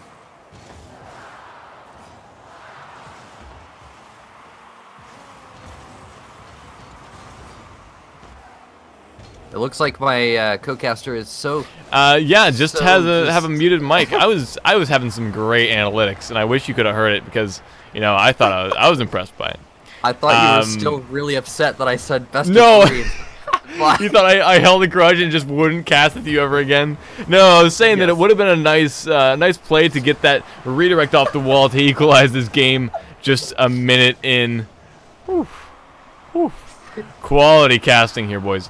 No, but we were seeing Yaint be a little bit more aggressive in this game, looking to employ the strategy of Incognito that we saw in games 1 and 2. And if they're able to continue this aggressive strategy, I feel like they're finally going to see something break for Incognito, but not if Yaint breaks first. A great shot thrown through by Jay Wiz, and just barely coming onto it was Icy, and this is starting to look a little bit more even. We saw Yaint be a little bit offensively oriented starting this one off, but leading into the last 3 minutes of this game, we're looking to see Incognito wake up a little bit. Half a game left to go, and Jay Wismont trying to get the first point for his team. They haven't been able to break the defense for the Yaint team. They're trying, though. But they're forced back onto defense. Icy, a shot off the back wall.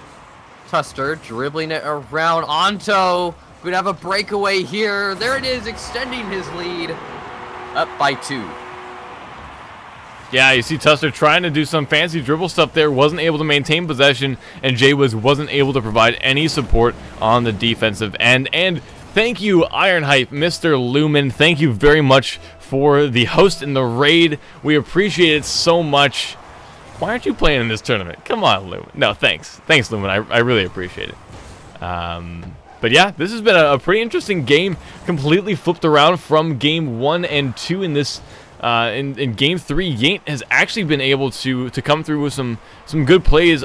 Anto looking to command the offensive end of Yaint's play, and he's been doing a very well job. Yes, those are almost words, but taking a 2-goal lead over Incognito, something that I wouldn't have predicted just based off the information of game 1 and game 2, where we saw stuff like that.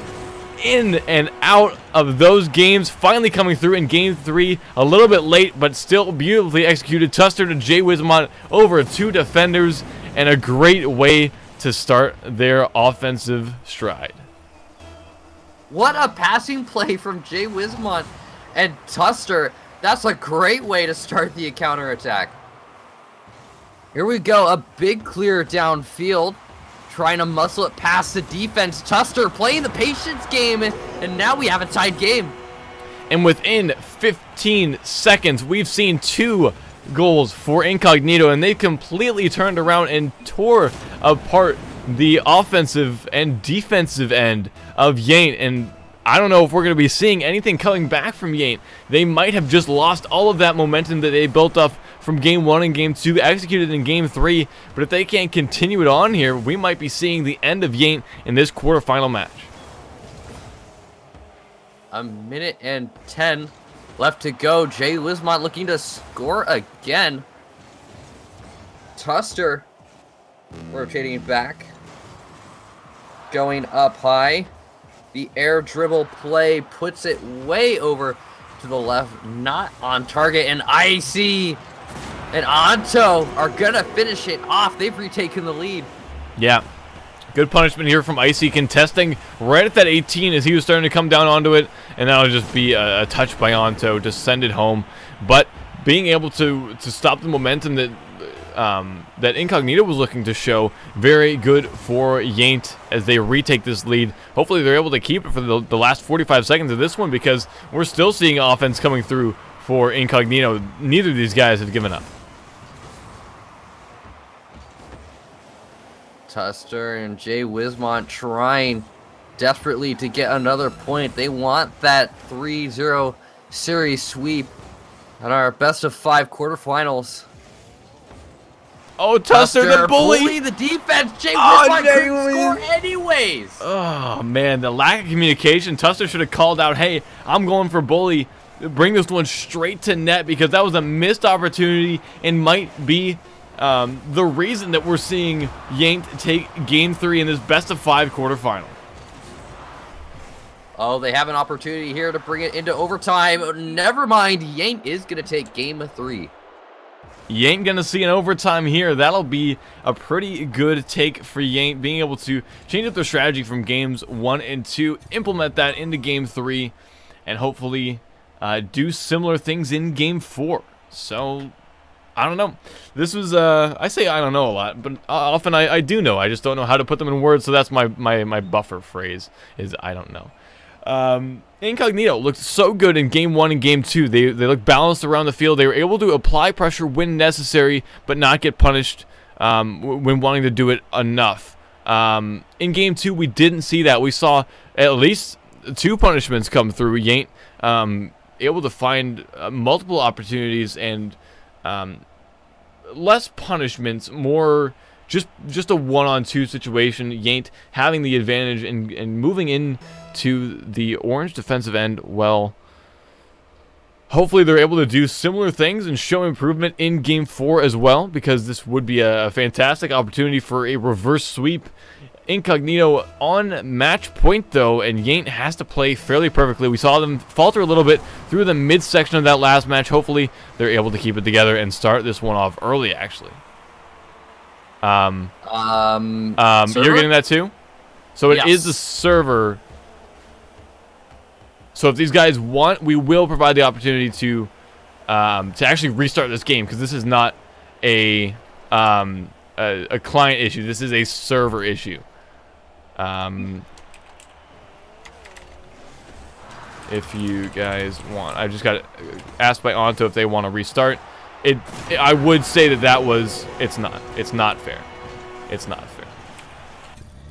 It is not fair. Don't worry, boys. Don't worry, boys. We restart.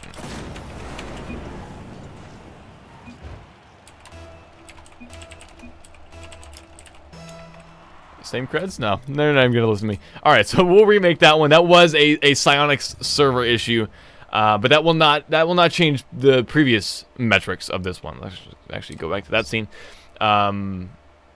Yes, Yaint will still be at 1. Incognito will still be at 2, and we'll just restart that match. It is clearly defined in our rules if you would like to go look at the reasons behind this decision, but we should be getting back with some great Rocket League very shortly. When, oh.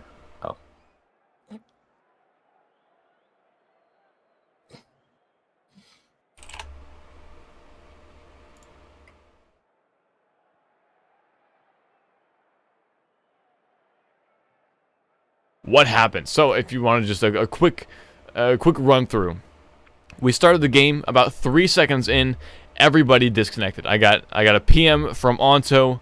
Icy was freaking out in chat. Gnarly verified that he was having a disconnect issue, and you could see it there on stream.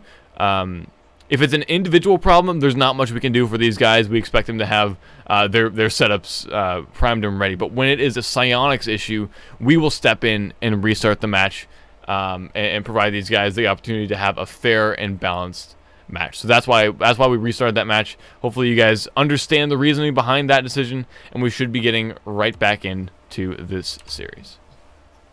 When Psyonix fixes the Psyonix, please, but Psyonix, please, anyways. Server issues, man. But here we are in game number 4, getting into this.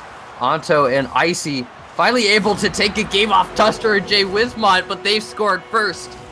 It would be a great opportunity for Yaint to feign server issues. They're like, no, wait, let's restart again. As Incognito is able to get a very quick start, 7 seconds, 1 goal, a very nice thing to have happen this early in the series, or in the game rather. Tuster to Jay Wismont in open net, and there it is. They're up by 2 in 15 seconds. No, wait, we disconnected again for that one. Oh man, this must be very defeating for Yaint. Just, you know, having that win in game 3, but then going into game 4 and finding two balls in the back of your net. Take that as you may, but this is not a great thing to happen to Yaint. Tuster clear to the corner. Jay Wismont to clear it downfield. Icy does catch the ball. Jay Wismont goes to challenge. It will be Tuster, though, to Jay Wismont, who gets the block to keep it centered.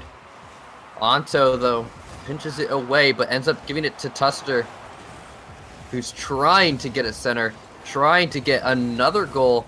Onto going up. That's a shot on net. Jay Wismont with a great save. Uh-oh. With an open net, and Icy breaks up the play. That could have been very bad. This is looking very bad. Tuster doesn't get the hit he needed. And I don't know what's happening with this offense right now. Yeah, this has just been a little bit disconnected on the offensive end. You saw Jay-Wiz and Tuster try to make something happen, but it kind of just fell apart, and we saw a little bit of flailing in the corner. And finally going back into our normal rotations, and Incognito hopefully going to get something started. We saw from Tuster, Jay-Wiz wasn't able to do what he was playing there, and I wasn't even sure what it was, but still pressure coming through. Tuster, Jay-Wiz off the post and in. A great goal. 3 minutes and 28 seconds left, and they're up by 3-0 now. Is Jay-Wiz and Tuster finally going all in on this Yank team? Tuster sent it to the corner. Jay Wismont trying to beat Anto to the ball. As Anto dribbles it to the other side, leaving it for Icy. While Anto grabs boost. Icy ends up hitting it out. And Anto just gives up possession. That's another goal for Jay Wismont. Yeah, and a long goal as well, not something you want to be seeing on your own end. That means that your defense has fallen apart and your rotations were not on point. Prior to the mid-line, Jay-Wiz able to find a shot there. May have been a little bit of a pinch, but still a situation that you don't want to find yourself in, as well as a situation you don't want to find yourself in. Down 4 goals with only 2 minutes being played. They're gonna find one here off of a little bit of miscommunication from Jay-Wiz and Tuster, but still we are seeing a little bit of a breakdown defensively from Yank. They want to be the aggressive players in this match, and they were able to in that last game, but in Game 4, we're seeing that Incognito has turned back up their offense, and if you pin Incognito's offensive strategies versus Yank's offensive strategies, Incognito will come out every time. We're seeing that fact here. Tuster, another goal. They are just going off, not even halfway through this game, and already very, very high scoring. Right now, James Bond and Tuster are looking unbeatable, despite the fact that they had a game taken off of them. So we'll see if they can keep this up, but it's not looking too good for Anto and Icy. Down it goes, and Jay Wismont is going to be able to send it flying downfield. Now going back, and Icy's the one with possession. Gonna leave it. Anto tries to rotate in, a passing play, and they're up 6-1. Tuster able to find a great clear here, takes his time, just knocks it over Anto, and Jay-Wiz with a great flip and redirect onto the goal. And halfway through this game, we're already starting to see the Brazil develop. This is not game 1, game 2, or game 3. This is his own unique game, and we're starting to see what happens when Tuster and Jay-Wiz get a little bit of momentum. It's very nice to see when everything is running smoothly for them. I just hope that they can continue this on to the semifinals. I agree. I definitely agree. They should be fine. They have been looking very, very dominant aside from that one game. This is an open opportunity. Jay Wismont did a good job blocking that one. And now they're looking to take it downfield. Tuster to Jay Wismont. And Kerry, I've seen a lot of good passing plays between these two. Yeah, Jay-Wiz and Tuster are starting to get into a little bit of groove. I would say that the passing plays is almost what's putting them on another level based on what I've seen. Their ability to throw the ball downfield and just have the knowledge that someone is going to be there waiting for it, and being able to make a great touch off of it is very good to have that flow as a team.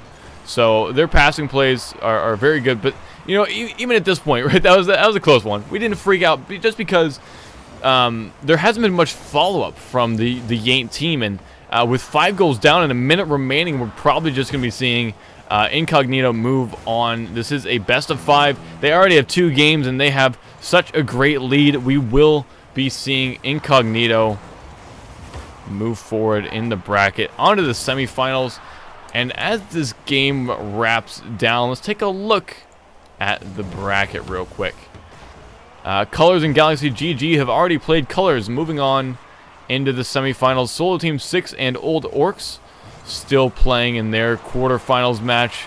And Leaf Esports and Let's Play for Fun Leaf Esports moving on to the semifinals. So we have 2 incomplete semifinals, but it looks like Incognito Seed 5 will be moving on to face Leaf Esports. That's Husky and Covenel. Or Covenel and Doable? I don't exactly remember who it is, but it's someone, and it's enough to be deemed Seed 1 in this one. It's Covenel and Doable, and that's who Incognito will be moving on to see next. 5 seconds remaining. It is going to be the Incognito team moving on to the next round whenever the ball decides to fall. Looks like they're trying to get the last second Brazil.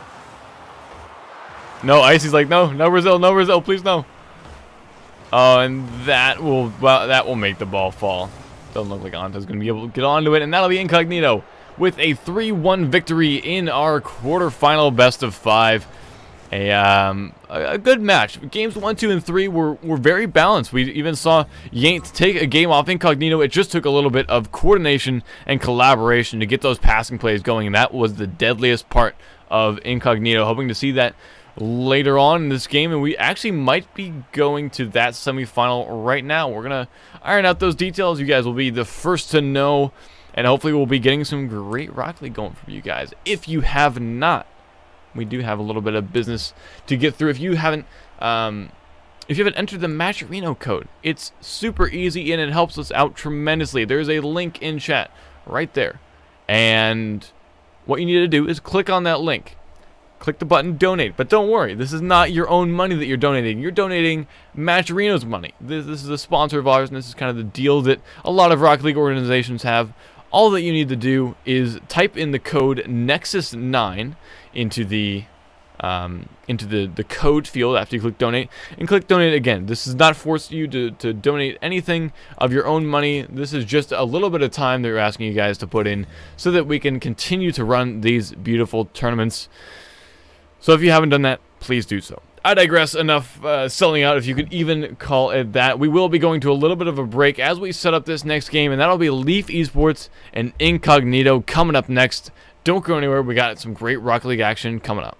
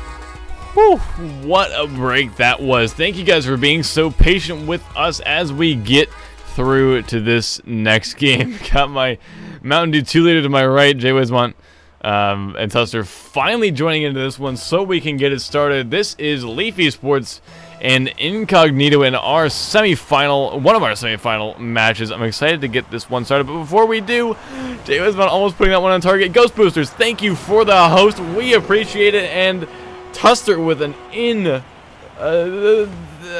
don't even know what to call that one. Just the crotch shot from Tuster. Yep. And 7 seconds into this one, they will find themselves 1 goal richer. 1 goal richer indeed, as they do have the lead right now. Dubel and Kovedal not letting them have it for long. They're going to have a quick retort here in game 1. Yeah, almost immediately the same time as Incognito got theirs, Leaf will get theirs. 15 seconds, 2 goals on the board. This has been a strange start to a game, but definitely shows these guys are coming out to play and will leave nothing on the field. Kovenel is center. Jay Wismont's going to break it up, getting it out and down. Now Tuster needs to get the clear. Dubel getting a piece of that ball, and Kovenel should be able to recenter this.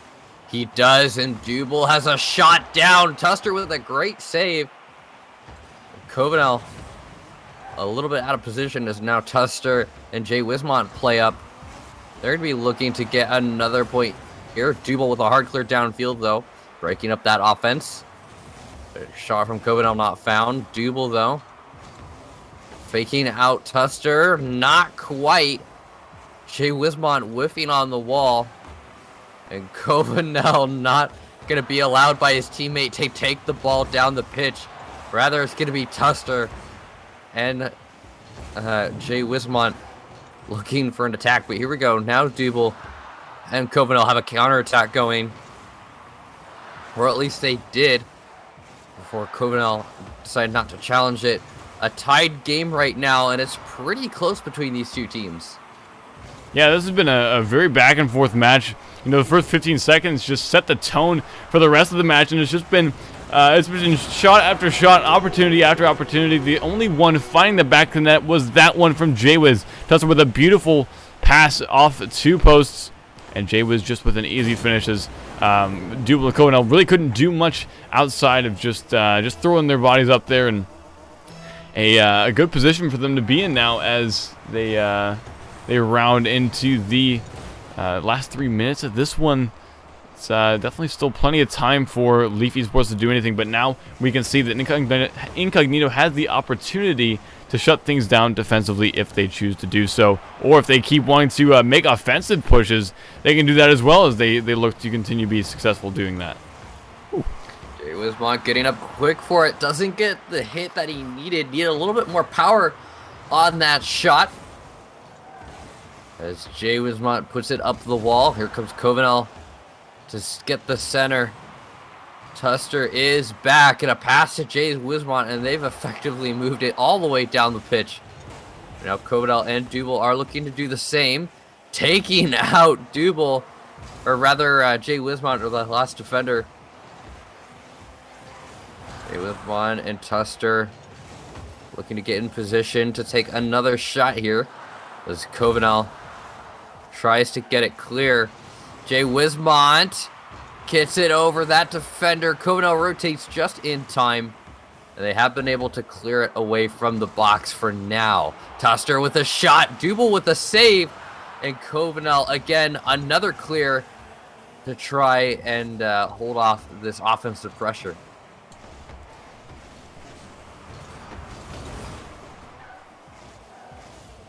Dubel now trying to get a center. Kovenel going up for it. Jay Wismont.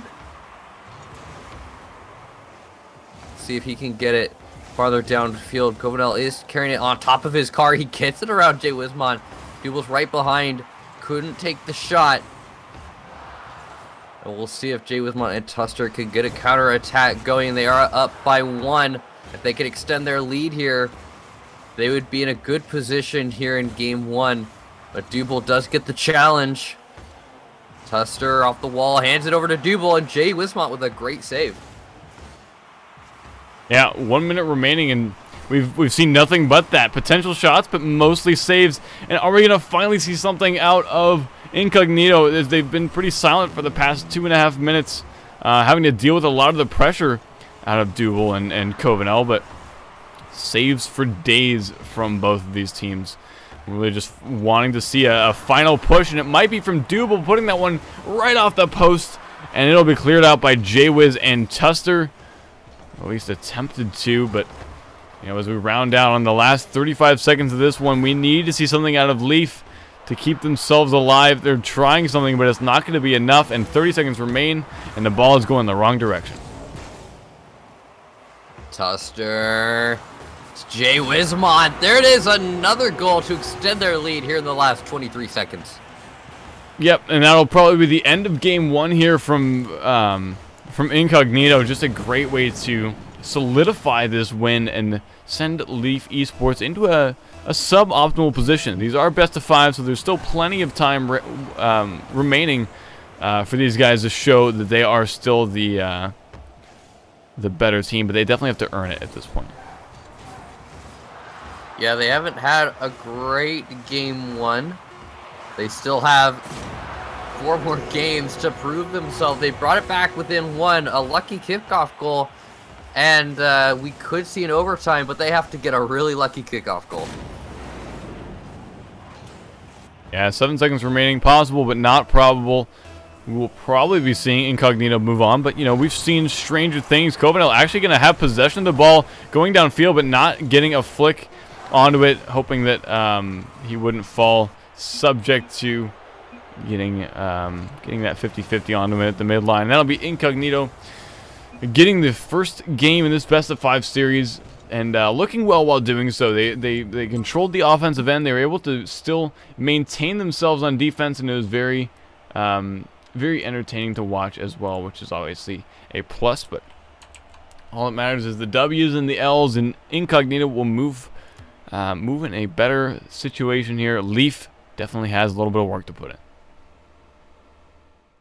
Yes, they do, but they do have the ability to really bring it to this Incognito team. They just need to get on it. But we still have at least 2 more games. If they can take a game off of Tuster and Jay Wismont, things will be looking good. But Tuster and Jay Wismont have been looking really, really good, especially in the last series. So we'll see. Here we go. Dubel takes a shot from the wall that was on target, but Tuster makes a save. Tuster now taking a shot of his own, and that goes in. What happened? Just a great shot, and the save coming through from Dubel. Just he wasn't able to get behind the ball with enough momentum. All he did was kind of tap it with the bottom of his car, which meant that there was still forward momentum on that ball, and that'll be a early goal for Incognito. And Leaf definitely needs to look at themselves and see what is going wrong, and that might be the start of it. Leaf able to find a quick goal as a response to Incognito's first. Yeah, what a great play. Dubel winning that kickoff, and Covenel easy finish, and now they are tied in the series. Here we go, getting into this one. Again, Leaf Esports will win the kickoff. Jay Wismont puts it out to Tuster. Oh, not like this. Oh, from Dubel, and there it is. Jaywiz the Tuster to the wall, not making contact with that ball at all, and Dubel will find himself with a completely free shot just coming up to the minute mark, and we already have 3 goals in the back of the net. This has been a strange start to this game. We saw 2 goals in the first 15 seconds of the last one, but that kind of calmed down afterwards. We're seeing consistent shots and goals as well coming through, and the defense seems to be thrown by the wayside in game 2. Completely agreed. Covenel past all the defenders. They have an open net to shoot at. Just need to walk that in. And I don't understand what happened there. Dubel could have taken this shot if Covenel had just left it. But it looks like maybe a lack of communication there. And they are still up by 1. Although this might be bad if Jay Wismont takes a direct approach. Dubel does get a pinch upwards, and Covenel is able to clear it out. They lucked out big time there. But now Tuster is looking to get on the attack once more. Dubel able to keep it in the orange zone, though. As Tuster hits it down to Jay Wismont. They're going to be trying to take it down the pitch, but Dubel coming in for a shot, not to be. Uh-oh, this is bad. Tuster, an easy long shot. What a save from Covenel. Yeah, Tuster thought that was completely in. He was just like, all right, easy money, boys. But then to have that happen, definitely not very beneficial for Incognito, being stuck at that 1 goal mark. They've had attempts on net, but nothing has found the back of the net, and this must be demoralizing and demotivating for the Incognito team. What's with the lack of defense right now, Kerry? There's been a lot of breakaway long shots. I think we do see that a lot in twos, but I think it's just the style of offense that these guys are playing just leads to a few more opportunities to the back of the net. A lot of these guys don't think that these long shots are going to be on net, but in this game they definitely have been a little bit more often. That's why we're seeing a lot of rush back to goal, just because these guys are trying to react as quick as possible, and that's what we might see here. Covenel able to find a ball downfield. Dubel actually going to take a lot of the credit for that one, just because he shut down Tuster right there. Yeah, smart play from Dubel, shutting down Tuster before he could reach the ball. Covenel just had an easy time walking that in. Now 3-1, up by 2, the minute and 59 seconds left to go. And this looks like it will be Leaf Esports game based on the current scoreline, but there still is around 2 minutes for Incognito, Incognito to bring it back here in game number 2. They are up by 1 in the series as of now. Jay Wismont gets taken out of play, and that goes right over Tuster, and Covenel another goal. Yeah, a demo onto Jay Wiz, and Tuster stuck at that midline, just jumping to try to make something happen, and Covenel will find another breakaway goal. This has been a strange game. Definitely not like game 1. Definitely not something we've seen before in this tournament today. So it's just been not a lack of defense, just too much focus on the offensive end. You can see Jay Wiz and Tuster are both here in this corner, and Covenel almost has an opportunity to shoot that all the way downfield. Well, Dubel puts it just high. Covenel out of position, can't finish it off, and it will fall to Tuster. Trying to play mind games with Dubel, and Jay Wismont almost puts that in himself. Puts it off the crossbar. Taking it downfield was Jay Wismont, and Covenel was able to take possession away. That was an open net, and Jay Wismont completely screwed up that play. There's no other way to put it. That was an open net, and Jay Wismont just didn't have to touch it at all there. No, it wasn't on target, and it was a hard redirect. So I wouldn't say that he could have just left it to go in. There was definitely a bit of work that Jay Wiz had to put in, but the fact that he wasn't able to do it will solidify Leaf Esports' victory here, at least in game 2. Take it to an equalized series. This is a best of 5, so still a bit of work that needs to be put in for the rest of the series, but this will give a lot of momentum to Leaf. It will indeed. All the way downfield it goes. Covenel is trying to take it back, but with a second remaining, and they are definitely taking this game for a tied series.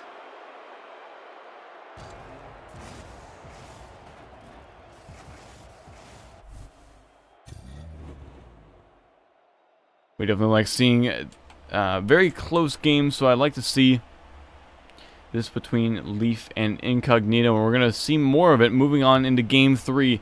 Looking for a little bit of a change here from from Incognito. It seems like they were just a little bit behind the play at all times, getting punished a little bit too often, and probably a little bit too ambitious on offense, leading to all these situations. But we saw in Game 1 that they have the mechanical skill and strategy to be able to take down a team like Leaf, but it's just a matter of executing it. Let's see what they can do in Game 3. We have at least 2 more games to go if one team can get an edge over the other. But right now, it's been so close. Oh, Covenel, a very clutch save. Now looking to take it down the pitch, the slow roller. And the pass from Tuster to Jay Wismont. Won't be a shot on goal. And Dubel just pinching it, killing all momentum. Now trying to take it out of the corner. Covenel to Dubel. Jay Wismont trying to spin around on that. Tuster back out to Jay Wismont. A successful back pass, but Jay Wismont wasn't able to convert it into a goal. Almost a redirect from Covenel. Dubel might finish this off. It's off the backboard. Here comes Tuster. Pinches it to the sidewall. Dubel gives it to Jay Wismont, and there's the first goal of this game. Yeah, just at that minute mark, able to punish a little bit of a, not a foolish play from Dubel, but just a not well thought through play. Covenel could have taken it into a safer position in that corner, but Dubel wanted to take it right in front of goal, and he was punished for doing so. Dubel up that wall. Going in reverse, now trying to sneak it past Jay Wismont. Covenel pops it up. Dubel trying to follow it up. Covenel won't get a hit on it. It will fall to Dubel. Tuster goes for the 50-50. Managed to wrestle possession away. It's spiked off the ceiling. And Dubel is going to hit it all the way downfield. That's just high. Covenel, not a lot of luck. Actually, is able to keep it in the orange zone. Now Jay Wismont is trying to take it away. Passes it to Tuster. Working it around one player. Now needs to beat the last one, or the last two, as Covenel does rotate back into net. Not going to win the 50-50, but that is somewhat of a centered ball. Jay Wismont doesn't get a shot off. And with 3 minutes remaining, right now Incognito is holding on to that 1-0 lead.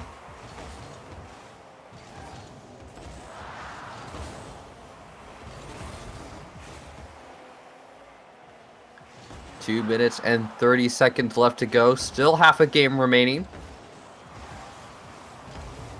Jay Wismont. Oh, this could be bad. Just off target. Covenel couldn't finish that off. That was an open net. And now Tuster hitting it down to Jay Wismont. That was on target, but Dubel, a hard clear out. Tuster does clear it to the corner. Jay Wismont. No luck there. There it is. Tuster to Jay Wismont. A centered ball. Jay Wismont can't even recover. It's still dangerous. Dubel's able to clear it out. And right now it's a pretty back and forth game between these two teams. As Jay Wismont seeks that pass. Couldn't cut into it in time. Covenel trying to get it out of their own zone. They're struggling really hard. The offensive pressure coming out from Jay Wismont and Tuster. Dubel and Covenel need to get some plays started. This could be it. There it is. Covenel ties it up at 1 minute and 21 seconds left.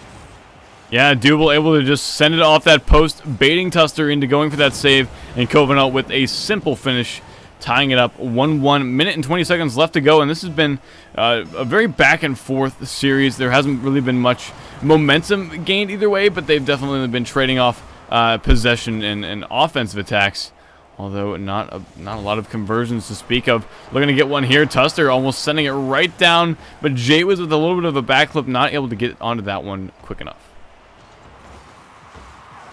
A minute left to go. Covenel taking out Tuster. Dubel wasn't behind him, couldn't get a hit on it, and now Jay Wismont looking for a breakaway long shot. This could be it. Tuster couldn't take the lead there. It was just off target. Now looking to get another one. Covenel's going to block that shot. A hard clear downfield. Jay Wismont's going to send it right back. Dubel sending it from out of net. Pops it up high. Covenel's not going to be able to get a piece of that.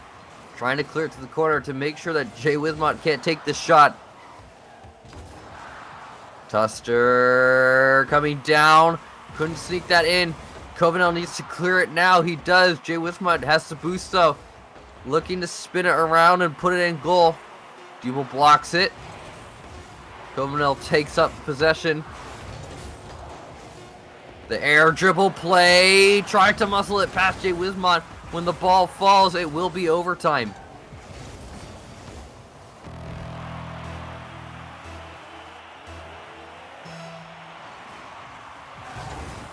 A close game it has been.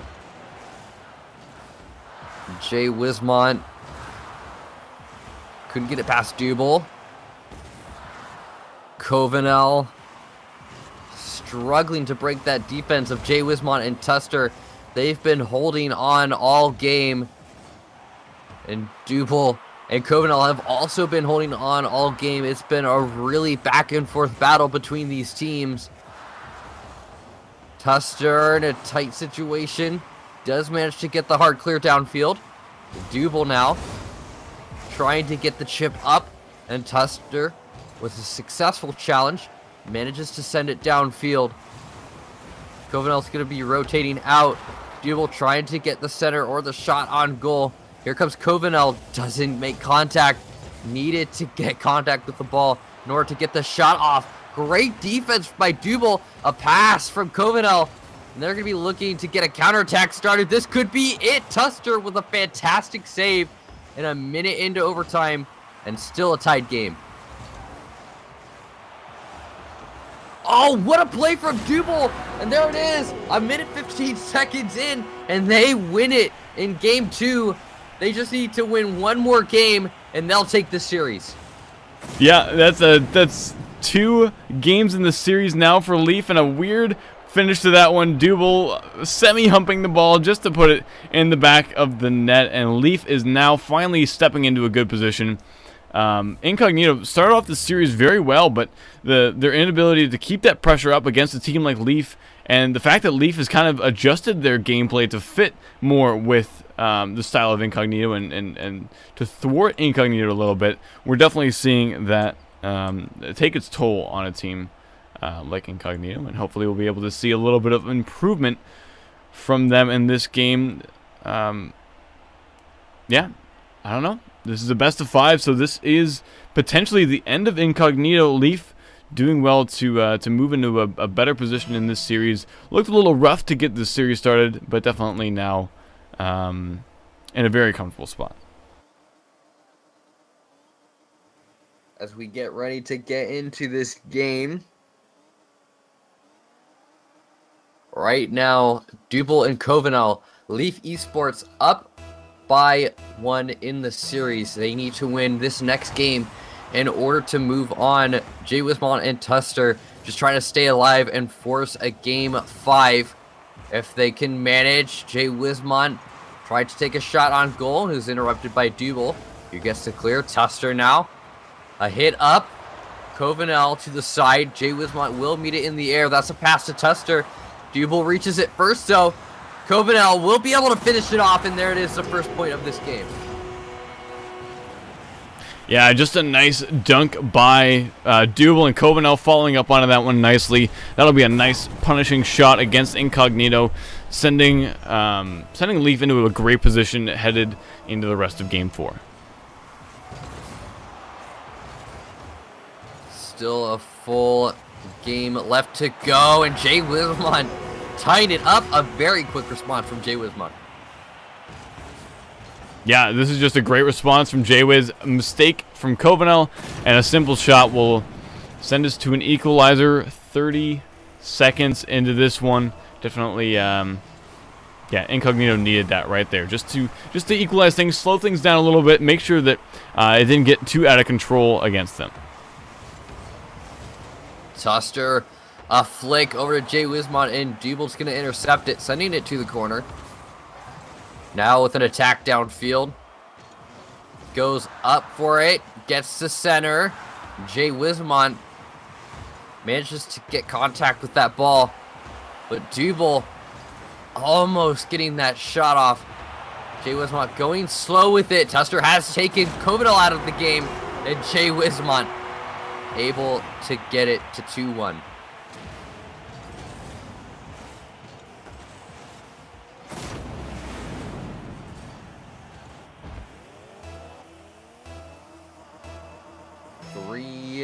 Well, rather 4 minutes left to go in game number 4. Dubel and Covenel 1 game away from heading into the grand finals. They just need to win this game. Jay Wismont gonna leave it for Tuster. Covenel hits it out towards the center of the field. Dubel forced to make the save. Continuing to hit it over to the side. Now Dubel cutting into that, gets it past Tuster. The challenge, and Covenel goes up in the air to try and send it further down the pitch. This is bad news. Tuster just has to lock this in, and there it is, 3-1.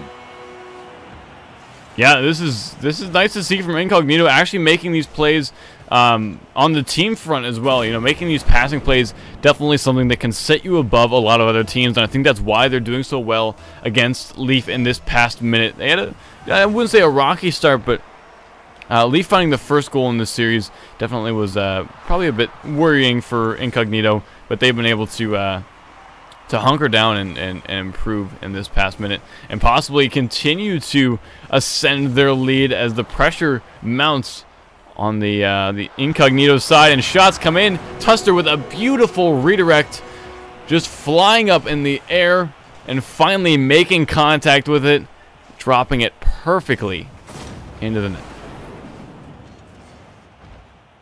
Yeah, they've really been having a great game. A 4-1 lead over Dubel and Covenel. Now Tuster trying to get it center. Covenel does get the clear. The pass from Dubel and a hard clear downfield. And that's just in.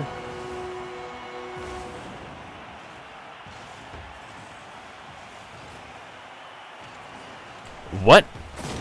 Why is that just in? I mean, it was a great shot, granted, but a long shot like that from Covenel should not have been allowed to just go uncontested.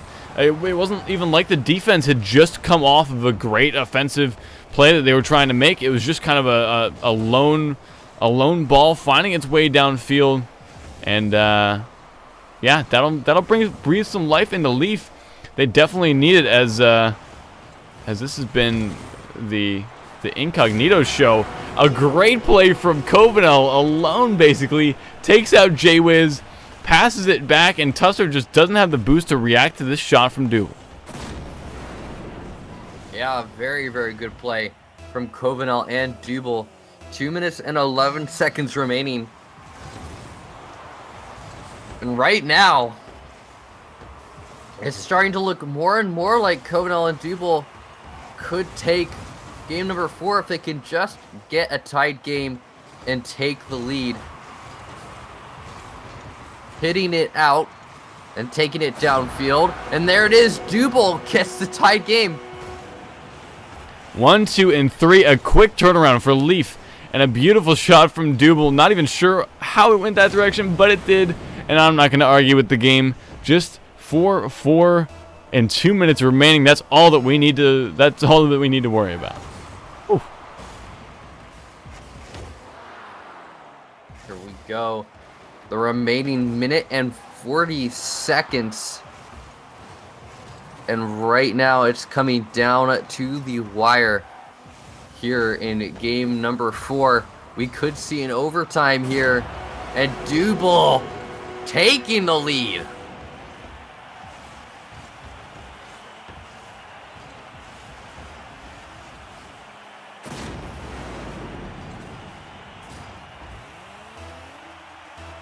Here we go, a minute and 30 seconds left, and it's a very, very, very tight game 4, and a very high-scoring game 4. Covenel and Double have managed to come down from a 1-4 deficit, and are now looking to take the win over Incognito, who is currently trying to stay alive here in this best of 5. Tuster could get a shot off. Double off the crossbar. A risky save. There it is. Jays Wismont ties it up again. Whew, that was a close initial shot from Tuster. Double sending it super weirdly off that corner. That looked like a new Psionics please bounce. If you've seen that post on Reddit, and yeah, that'll be a tied game here for Incognito. Actually, like, keyframe that for later. Hopefully we can get back to that and view that now that it's happened in a tournament setting. But I'm not really sure what's happening to Incognito. It was Covenel a little bit with the demos, and that led to a couple of situations where their defense just kind of fell apart. But additionally, Double has been able to find his own solutions to being a little bit behind in the game, and they took it to a 5-4 situation, now 5-5, and this is looking to even out a little bit now that Double and Covenel are playing a little bit more defensive. But an opportunity here for Double. Covenel now going to follow up and has an opportunity to send it on target. Jwiz going to catch it, and we might be going to overtime if they can't score one right here. I'm incorrect. Covenel able to find a great pass from Double and put that one in, basically uncontested. Jay Wismont, a little bit too premature. 6-5 with 10 seconds remaining. This is Leaf Esports' game to win. If they win this, they'll be moving on to the grand finals to face off the winner of our next semifinal. Jay Wismont, a pass to Tuster. That was for match point, and Leaf Esports will be moving on. And they'll be moving on into our finals. They will be waiting for the result of Solo Team 6 versus Colors, our other semifinal match. Beautiful best of 5 series culminating in the victory of Leaf Esports. Beautiful pushes downfield, and just overall great play from Leaf, and that will allow them to move into the finals here. I'm not sure who's on Solo Team 6. Let's actually go check who's on Solo Team 6, because they have made it to our semifinals. We don't seed our solo teams. They are placed into the bracket right at the end of check-in. So all throughout check-in, we're seeding, we're looking at teams, and we just assume that that 2 great players aren't going to queue up into a solo situation. So I'm not sure who's on that. That's Bambino and Quinjo, who just came out of a hard-fought battle with Old Orcs. So hopefully they'll be able to make a smudge in Colors, who's AJ 16 and had a Brad Day. We should be joining into that one very shortly and having this game up soon. So don't worry, we'll have some great Rocket League action here for you in a bit. Don't go anywhere.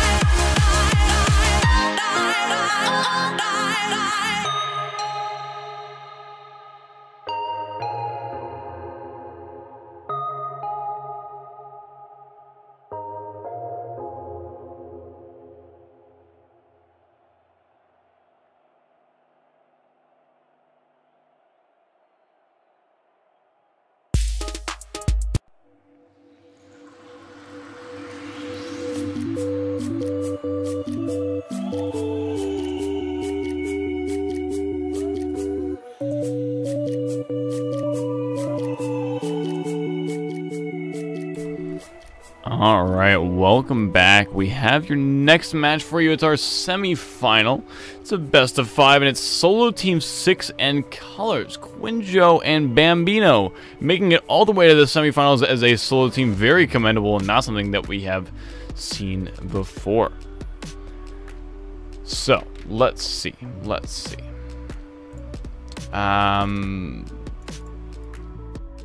Just gonna wait for these guys to join up. If you guys can hear me, if you guys are in the Twitch chat, you guys are free to join up. I'll send you guys a PM either way.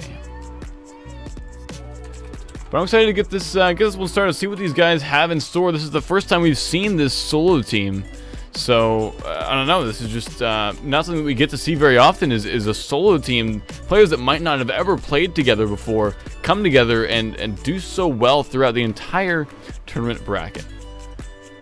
Yeah, it's always amazing to see a solo team in here.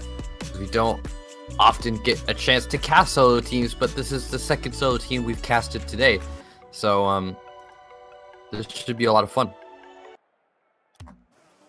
Yeah, I'm definitely looking forward to it. They're joining up now, Solo Team 6 and Colors, a best of 5 semi-final to potentially go and face Leaf Esports in the final.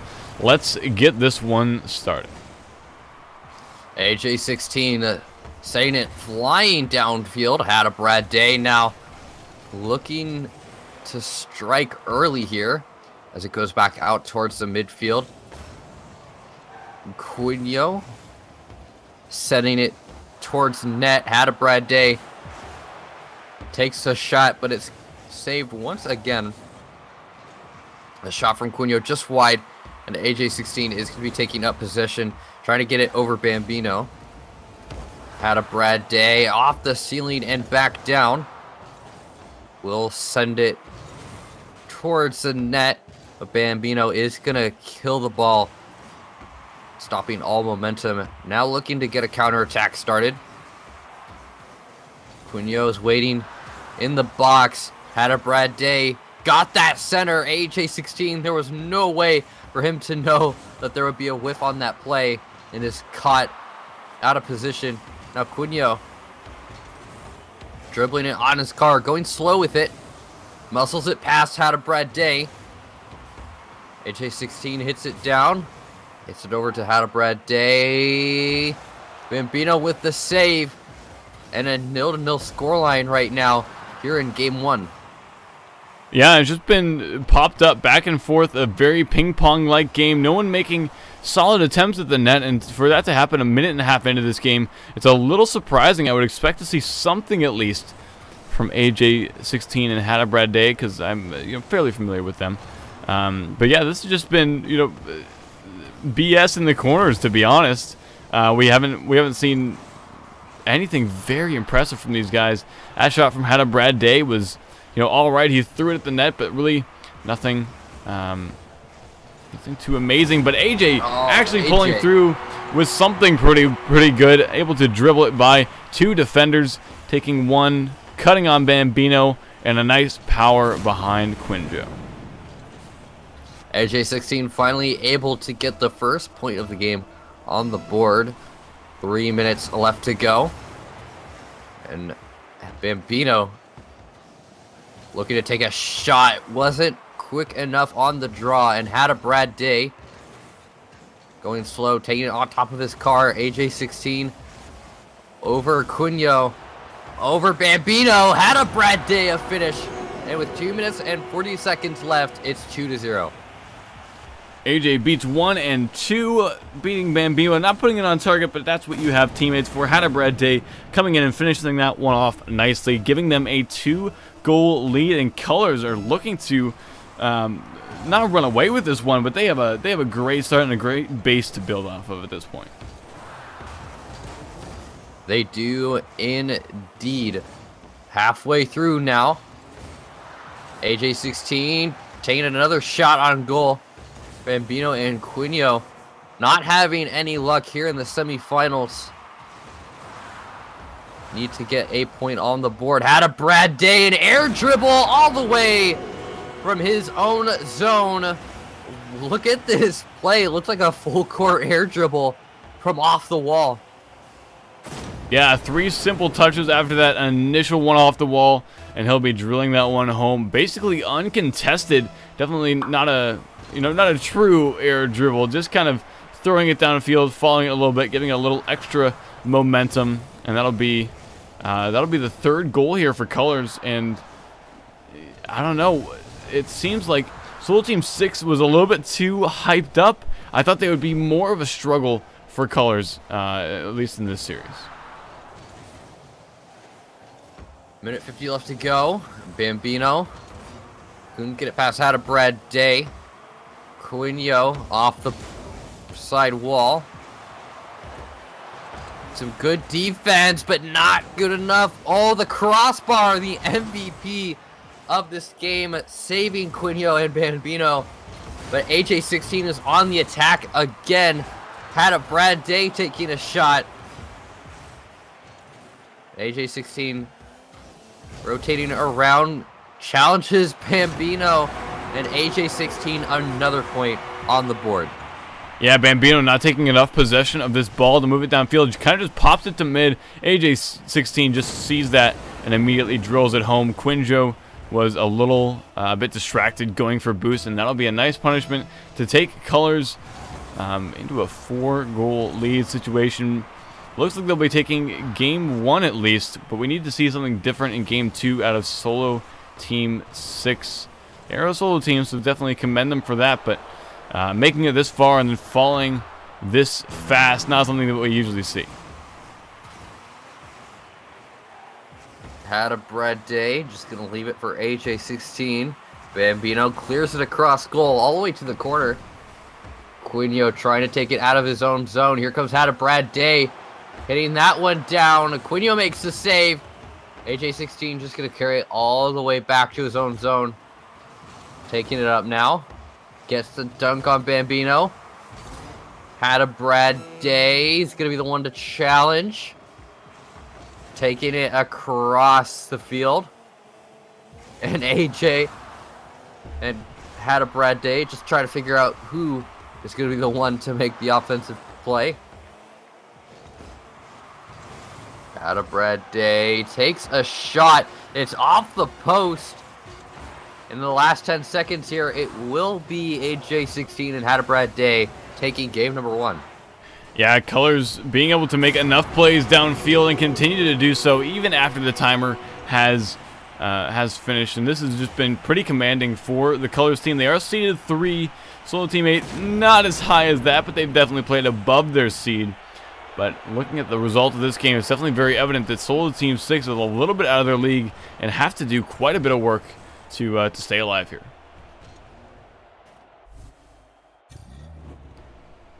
No, Bambino and Quinjo are definitely communicating. They played well previously through the rest of this tournament.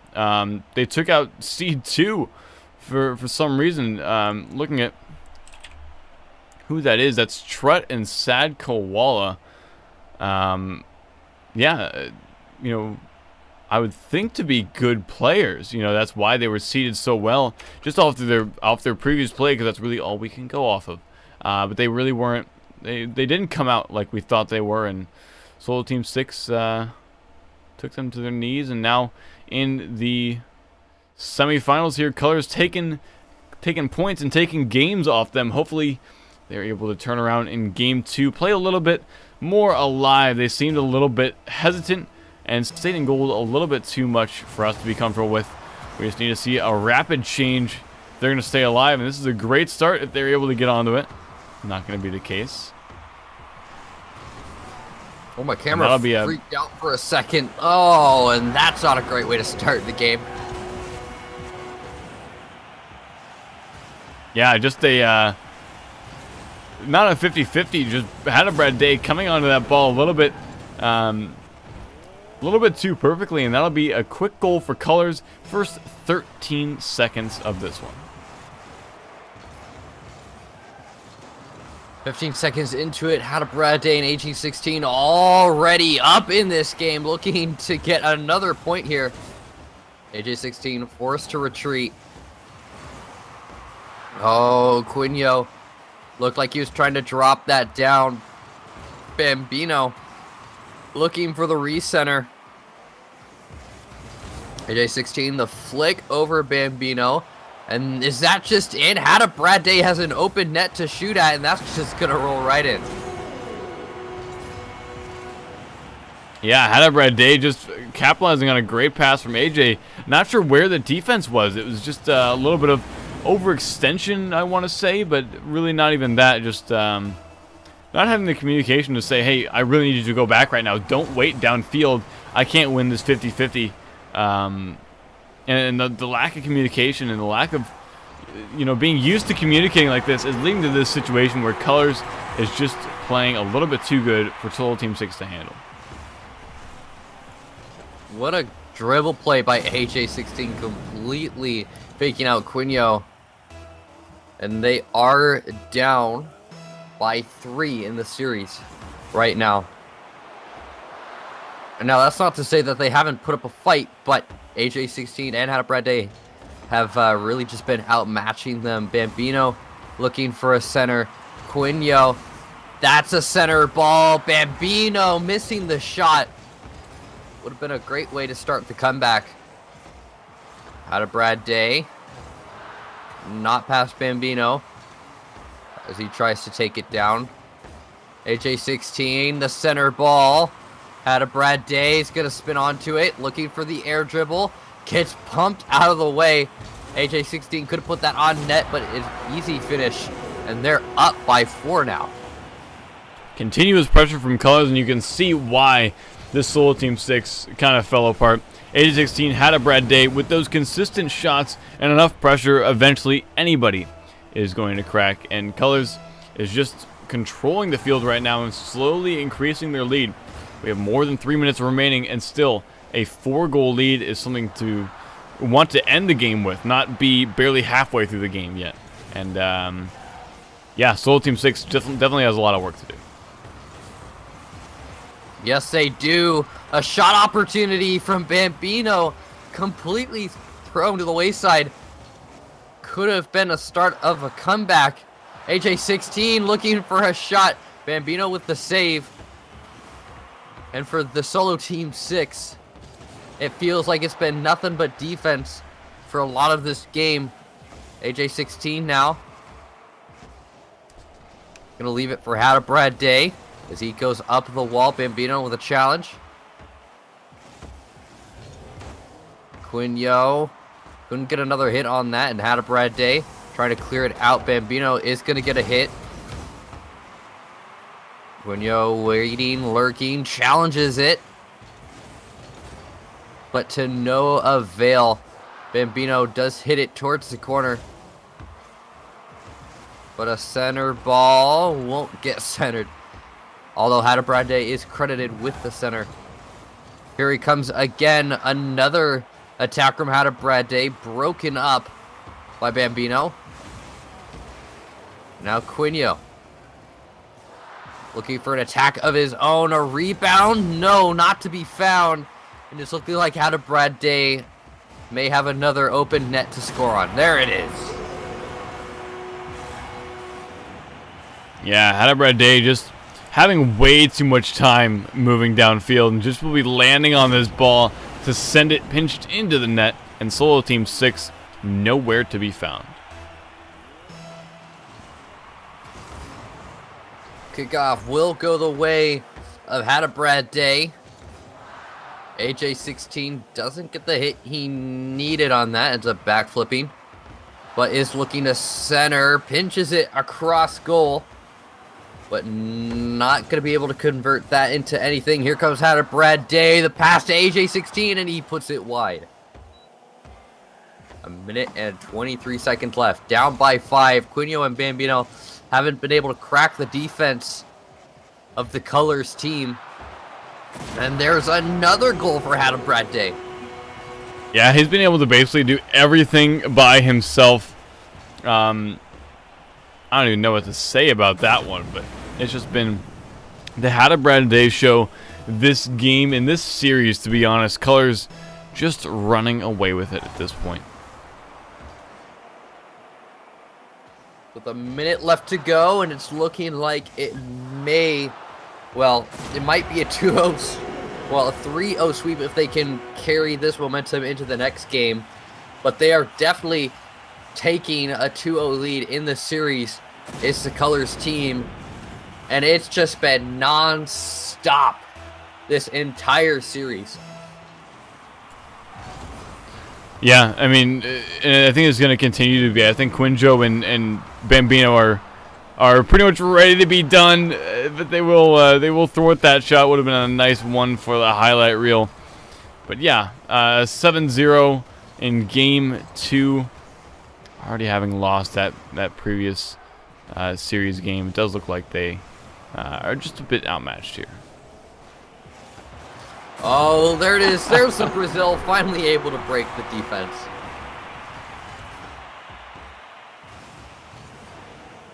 Oh man, that was just poor Hadabrade. A little bit of a pull shot there.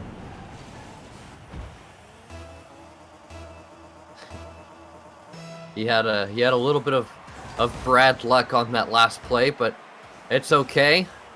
They are up by 6 right now. They did get the Brazil.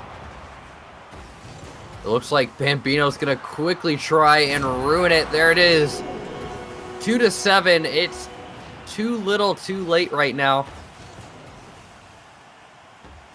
in this game. Yeah, Quinjo and Bambino just doing it for momentum at this point. Maybe game 3 could be a little bit different, but based off of game 1 and game 2 and the commanding leads that they've seen out of both, I wouldn't hold my breath here for Solo Team 6. Quinjo to Bambino. That was a good passing play attempt, but not to be found. This game is going to AJ16 and Hadabrade as they look to take a 3-0 series sweep over the Solo Team 6.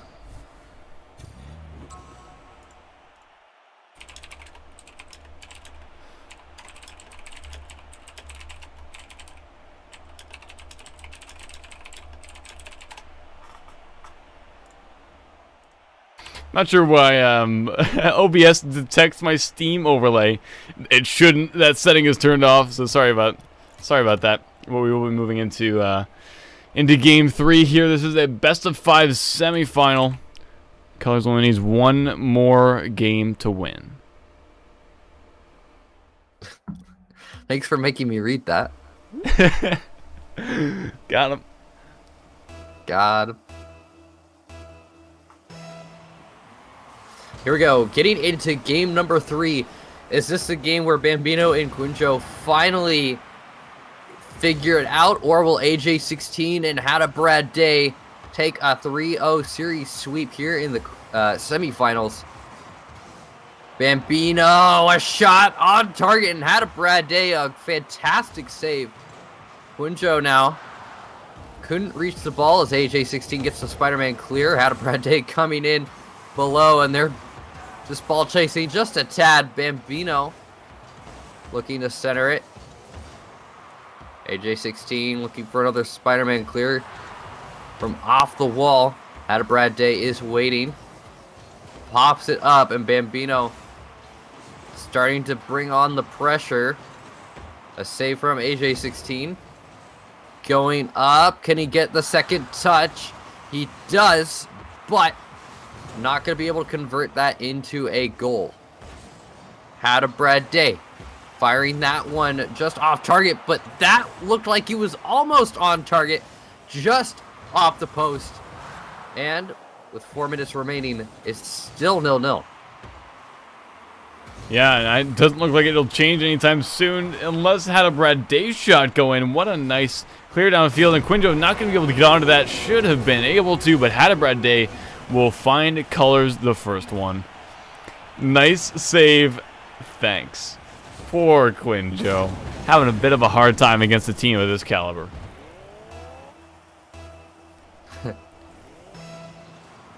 Three minutes and 37 seconds remaining. And right now, AJ16 and Hada Brad Day are in the lead, both in game and in the series. Now Hada Brad Day coming off the wall, the full court air dribble to AJ16, not to be, was broken up by Quinjo. And they're gonna get a counter play here off of Hada Brad Day, and it's a tied game. That was an interesting attempt from Hada Brad Day and AJ. They're obviously just trying to have a little fun, but we'll actually get punished going downfield, and that'll be an equalizer from Solo Team 6 against Colors. I mean, you still gotta win this third match, Colors. So you gotta hunker down and make it happen. Don't get too fast and loose on us. Well, they're showing their true colors. Don't get too fast and loose. Not like this. Looks Whoops, like, indeed. Bambino is showing the Colors team his true colors. If I do say so myself anyway. 3 minutes remaining. Quinjo, a hard clear up high. AJ16. Off the wall, back to himself, and it's tied up again. Great play by AJ, able to come down onto this one after it bounces into the corner, and Quinjo in a bit of a tough spot, just grabbing boost and not having a great angle to defend that one. He didn't think that AJ was going to be able to get that shot off, but obviously he was a little bit mistaken, and that will be an equalizer here for Colors. Took them long enough to get back to this point, and hopefully they're looking to expand on that as they have a bit of momentum going their way. Bambino going slow, looking for the dribble play, trying to fake out Hada Brad Day. He muscled it past the defense, and this is the Solo Team 6 that we've been wanting to see. So is this their strategy, just to hustle the other team until the point that they don't try anymore and then suddenly get a lead in Game 3?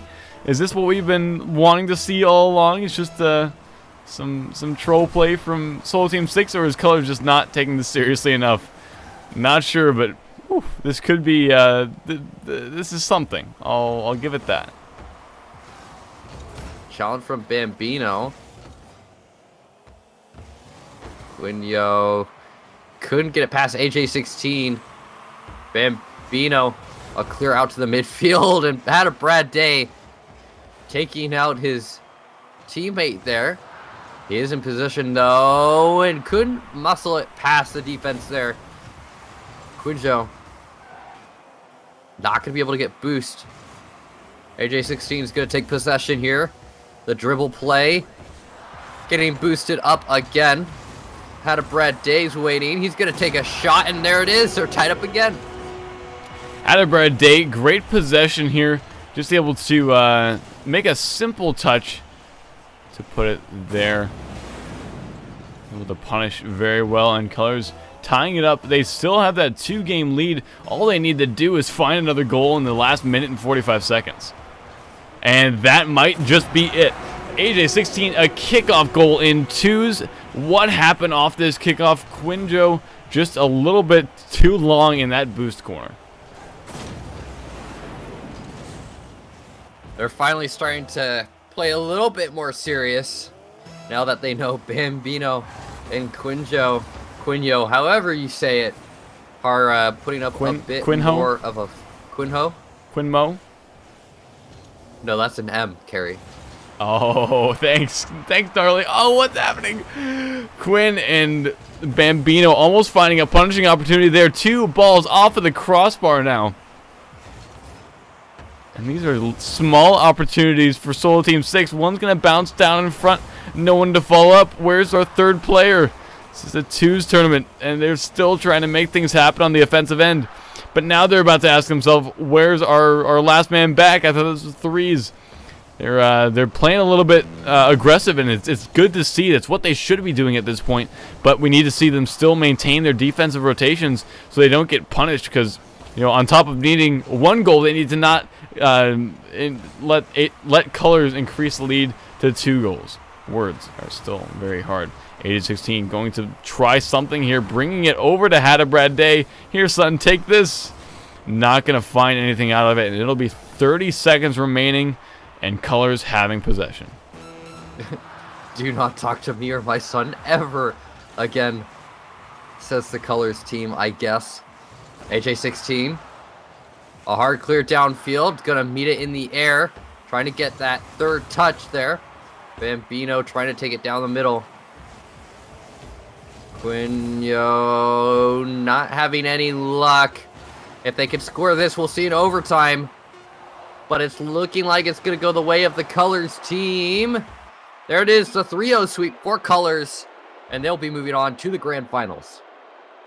Yes, they'll be meeting over there, Leaf Esports. And that'll be a Seed 1 and Seed 3 matchup in the semifinals. Seed 2 losing out too long ago. I'm excited to get into that one. That will be a best-of-7 matchup, so that should be plenty of action for us to finish up the end of this tournament. But before we get there, a little bit of business to get to. Match Arena was one of our sponsors, and if you don't know what they offer us a code every week. All you need to do is go to that link that is in chat now, enter the code Nexus9 after clicking donate. And that will allow you to put a free $1 into our prize pools. That helps us out tremendously. If we're able to use all of those codes, it will cut our costs for the tournament in half. Personally, that's very helpful because I do support this organization financially. So if you would do that, you're basically putting $1 into my pocket. I don't know if that helps or hurts your wanting to go enter that code, but I would appreciate it greatly. So if you have a little bit of extra time, I know that you do because we're going to a little bit of a break here. I would appreciate it if you took the time to do that. But we will be going to a little bit of a break as we head into our final best-of-7 matchup. Don't go anywhere. We still got some great Rocket League for you, and we'll be right back.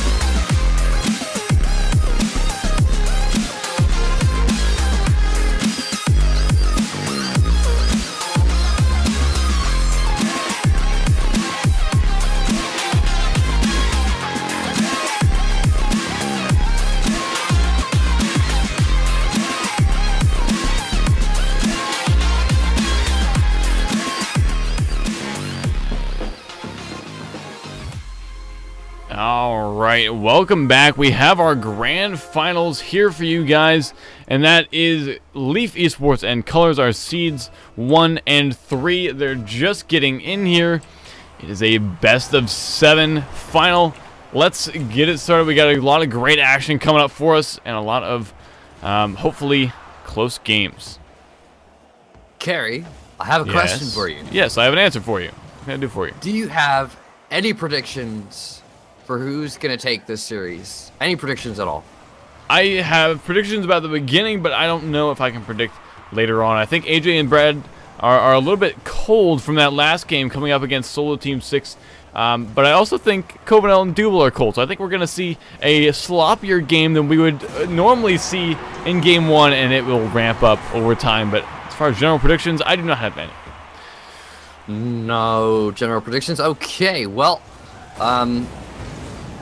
I can't necessarily call it either way, but if I had to call it, I'd probably call it for Leaf Esports.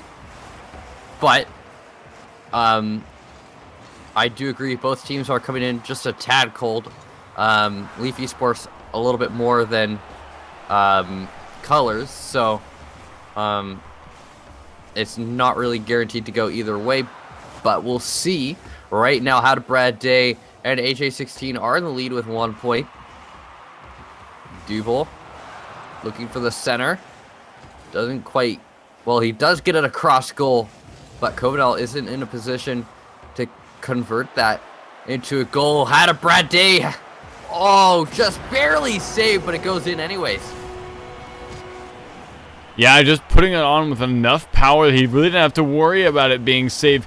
Covenel just finding the tip of it, and then both players knocking each other around in goal. And that'll be 2 goals for Colors. Leaf Esports starting off a little poor. We saw this in the last game that we casted them. Them just needing a little while to get going, but once they do, they explode. That's just what we need to see right here. Colors just having a little bit too much room to play. AJ16 trying to go off the corner wall with that one. Had a Brad Day. A big clear downfield. Covenel's waiting for it. Looking to take up the mantle. Does challenge him on the wall. Double couldn't get a piece of that. Goes over AJ. Now Had a Brad Day. Double just fighting for possession. Had a Brad Day ends up bumping around Double, who's able to recover. Here comes Covenel. AJ off that corner wall. Double back downfield. Off the backboard. Had a Brad Day. Oh, Covenel could have had a shot, but he hit it right into AJ. Had a Brad Day looking to get the dribble play started. Couldn't do much with it. Now coming back off the wall. It's going to be Covenel making the clear. AJ's waiting for it. And now trying to take a shot. Double goes up to make the save. And halfway through this, it's still a 2-0 game. Yeah, this has been a long time without action. Colors doing well to just be very defensive about how they want to play this game, getting these clears downfield and just keeping possession and keeping it away from the Leaf Esports team has set them up very well in this series to keep the defense high. Oh, the pass to Double. And they finally brought it back within 1 minute 58 seconds left. And they do have a chance to win this game. Yeah, great pass coming through off the ceiling from Covenel. Double able to pinch it there under a player. Yeah, definitely still an opportunity to make something happen, but they need to do it fairly immediately. 2 minutes remaining and 1 goal. Just based off what has happened previously from Colors, they've wasted 2 minutes just making defensive plays, and if Double is not going to be able to save that one, things are starting to go out of control on the Leaf Esports side. Yeah, 1:45 left to go, and they're back down by 2.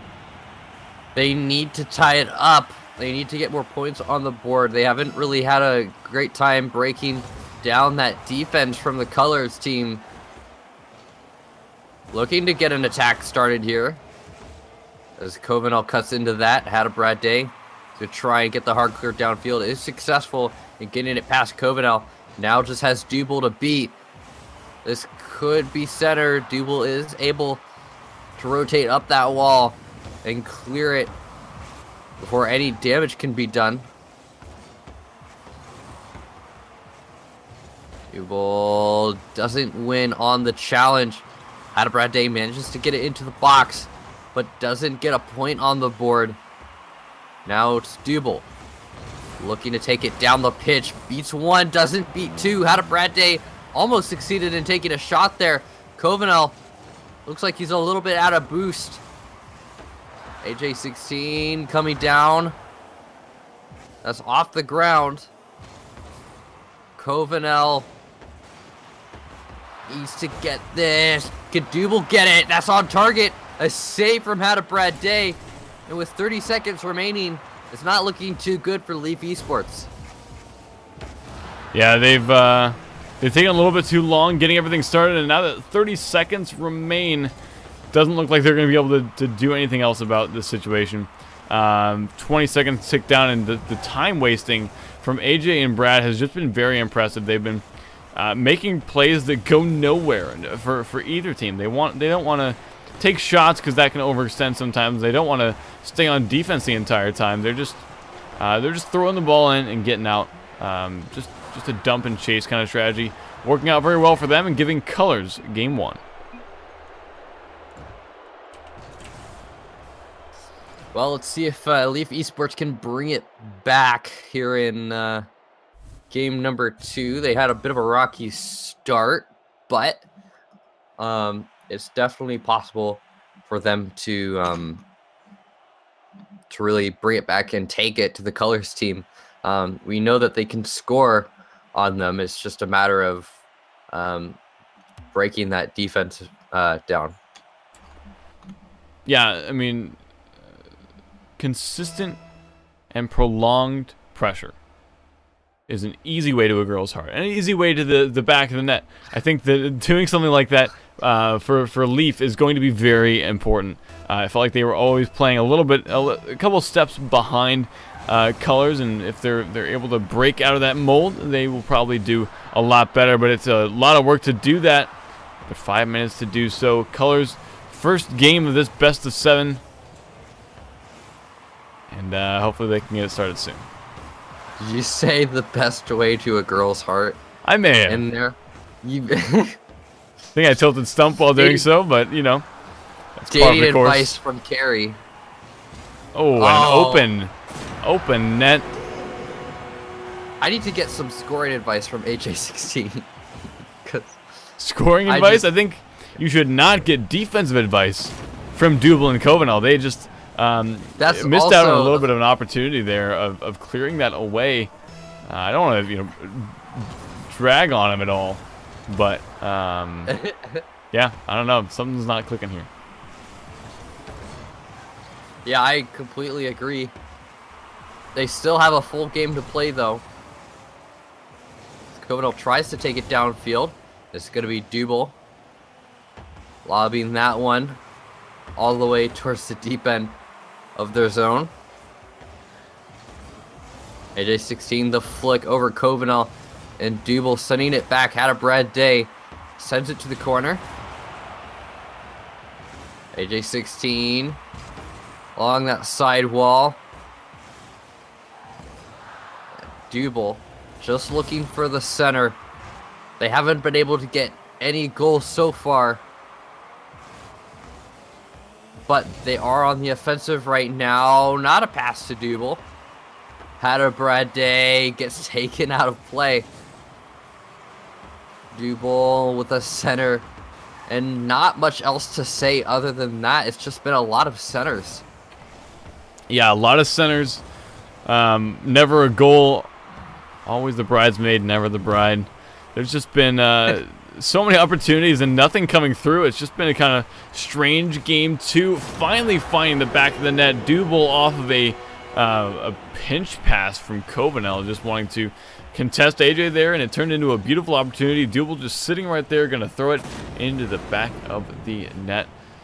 1-1, 3 minutes remaining. Colors obviously having the series advantage, but this is its own game, and we're looking to see obviously momentum taken in from the last game, but hopefully Leaf hasn't been too discouraged by losing that first game. They've been playing a lot better in this one. Double sneaks it right under AJ. And Covenal sending it over to Double. Had a Brad Day. Now looking to take it down the pitch. Doesn't get it very far though. This is a bad spot to be in. Tricky situation. Double couldn't finish it off. Now AJ going for the air dribble play. Downfield, taking it to the other side wall. Getting boosted up. Covenal. The pass to Double. Couldn't get a second hit on that. Doesn't go over Covenal though. AJ16, no luck there. But it's been really interesting to see the complete momentum shift right now. I would just say that there's no momentum, right? No one is really taking control of this game. It's more just nothing really is happening until Double sent that one in. It's been just a long time between goals. That's only the reason I say that there's not much momentum. But this has been a much better game for Leaf. Relative to game one, Colors being able to take that series and a goal in this one, but this has been the Double show, and hopefully for the last 2 minutes we're gonna see similar stuff. Double's up for this one, able to touch it but not put it on target, and that'll be cleared out by Colors. 2-1. Leaf Esports finally able to take the lead here in game 2. As they look to get a game under their belt, AJ16 almost ripping that away, or potentially ripping that away. Had a Brad Day. The flick, and Double's gonna meet it in the air. Covenal to Double. As they hit that one on target. Had a Brad Day looking for the shot, and there it is. That's just in. Yeah, great equalizer goal there from Brad Day. Kind of an unorthodox of a shot, and Covenal definitely should have challenged it there. Might have been a little bit mispredicting where that was going to bounce. Definitely a fatal mistake, and if Colors takes this one, this might take all the wind out of Leaf Esports' sail. Had a Brad Day and AJ16 just looking to up their score in this series. Double and Covenal try to retake the lead, looking to get a game off of these guys. Double gets a clear. Had Brad Day is just keeping up that pressure. A lot of pressure from AJ16 and Had a Brad Day. As Had a Brad Day comes down, Covenal with the save, clearing it down the middle. Gets boost. And now they're looking to get on the offensive. Here comes Had a Brad Day, though. Double loses possession, but regains it. Now looking to score. Denied by AJ16 in the last 10 seconds. I do believe we are going to be seeing an overtime. Yeah, and based off of what we've seen from Leaf Esports, I'm liking that we're seeing an overtime, but I'm not liking that, it got to this point. I feel like Leaf Esports sort of exploded a bit more in that mid-game. Unfortunately, Colors just completely took out all of their momentum, and yeah, they have a chance to take it to a 2-game lead in this final best of 7. AJ16, his dribble play got interrupted, but that doesn't matter. The dribble play was the interruption. Look, AJ hits it, gets bumped by Covenal, a little bit of a love, and it puts him in a great position to beat Double 3-2. And Colors will be taking game 2 of this best of 7 series in overtime.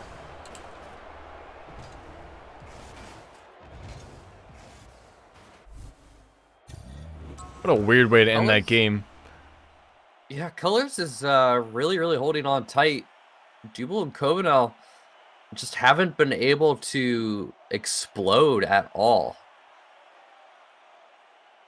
like you said. I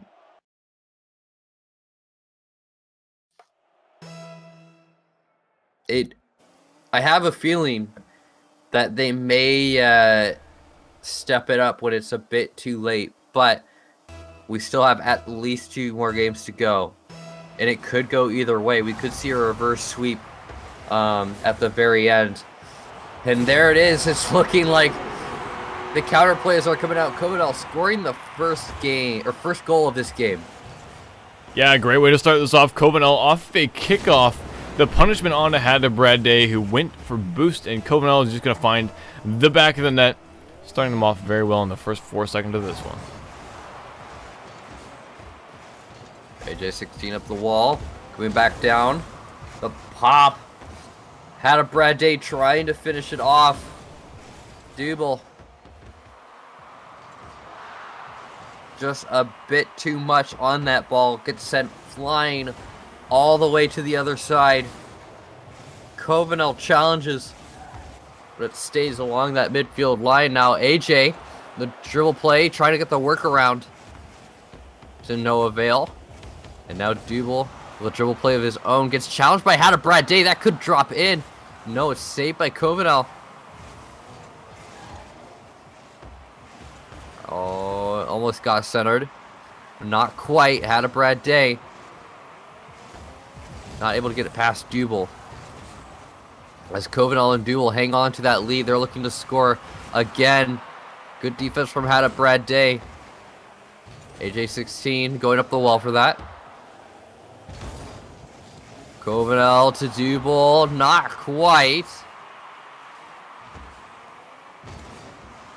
Another shot, the slow roller, and he's just taking them both out of play, and they both make the save. Now the counterattack, is it on its way? Covenel's gonna take it down. AJ takes one out of play. Had a Brad Day, sneaks that in, and there it is, 1-1.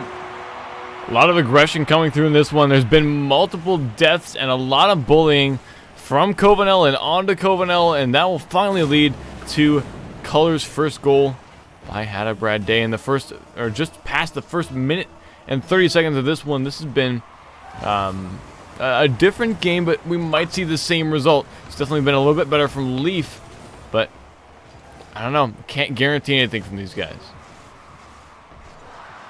Had a Brad Day going for the air dribble down, and that's just in. My goodness, Had a Brad Day off the wall, able to make 1 touch, 2 touches, and then that final one just to drop it past Double and in. Beautiful shot, and will extend Color's lead. 3 minutes remaining. Had a Brad Day slowing down the play a little bit. Covenel's going to take up the mantle, gets the flick over one. AJ16 does manage to keep it in the midfield. As Double sends it downfield. Had a Brad Day, shot on net, saved by Double. AJ16 extending their lead. And Double and Covenel are just not having a good third game. Yeah, this just doesn't seem to be their series, not even their game. They started this game off better than the previous 2. But yeah, this one just not going their way at all. This has been Leaf Esports on another level and not in a good way. AJ16 putting it to the side wall. Had a Brad Day. Are we going to see another air dribble? A shot from the wall. Double makes a save. If AJ16 had seen that full out the way it did, he could have possibly scored it. It was a hard read. Now Had a Brad Day. Is able to give it to AJ16. But it's being sent into the orange zone. Quickly sent back by Had a Brad Day. Double. Just ping-ponging it back and forth with the Colors team. Here comes some pressure, though. Immediately sent away by Covenal and Dubel. And right now, it's just a very back and forth game as both teams, never mind, had a Brad day, making me eat my words. And with a minute 30, they're up by 3 now. No, I'd say it's still a back and forth game, just based off the possession that we're seeing. You know, it's flip-flopping back and forth, and eventually someone's going to find a nice shot and punish the other side. That's definitely what we saw there, and this is not great for Leaf. We need to see a little improvement from them if they're going to stay alive. A minute and 30 seconds remaining. We might even just look for them to improve in the next game, as there might not just be time in this one, but a reverse sweep would be a very hard task for Leaf Esports, as Colors just has everything on their side right now. Had a Brad day, a good challenge. Covenal needed that hit, and there it is. Good 1-2 from Brad, and Covenal not going to find contact there. I should take my shirt back to him that I gave him at RLCS.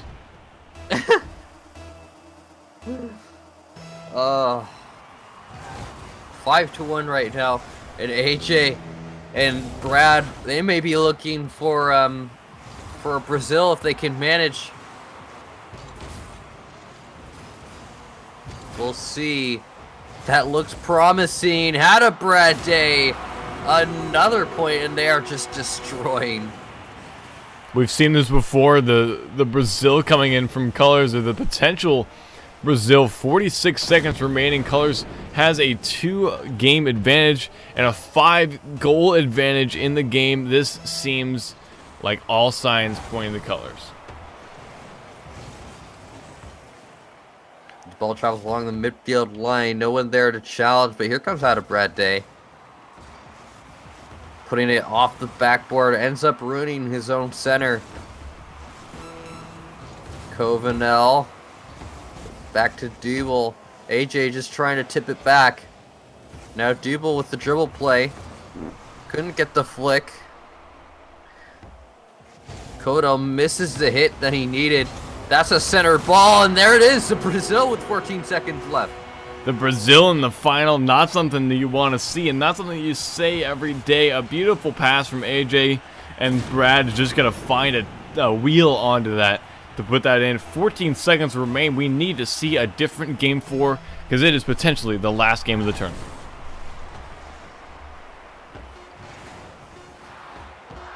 Yeah, things wind down here in Game 3. It's looking very grim for the Leaf Esports team. Down 3-0 in the series. They're going to have a tough fight in Game 4. Yeah, this is going to be do or die moment for Leaf as Colors threaten to put away this tournament.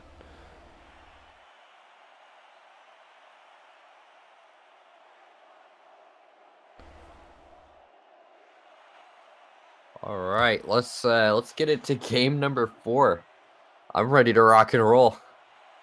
Yeah, definitely. We need to find out if Leaf is ready to rock and roll, because really everything relies on them at this point. Colors, you know, they've been playing well. They've continued to play well, game in and game out throughout the entire tournament. But Leaf just needs to pull it together a little bit in Game 4, as it is their final chance to do so. Just waiting on AJ to ready up, and we can get into this final game.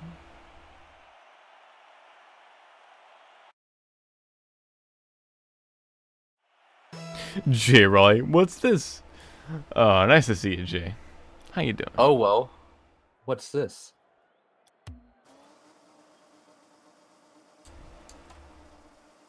It's called Rocket League, I think. You think? Oh, man.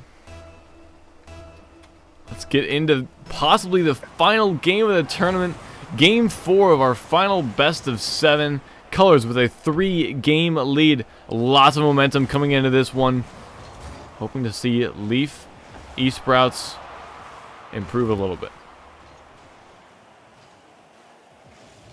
Covenal going way up high for that, now falling to the ground. Dubel looking to get a center and a possible goal. Had a Brad Day is going to be the one. to take possession. Coming off the wall. Grabbing boost. And looking to interrupt the play. Almost a great play from Hada Brad Day. AJ lobbing one towards the net.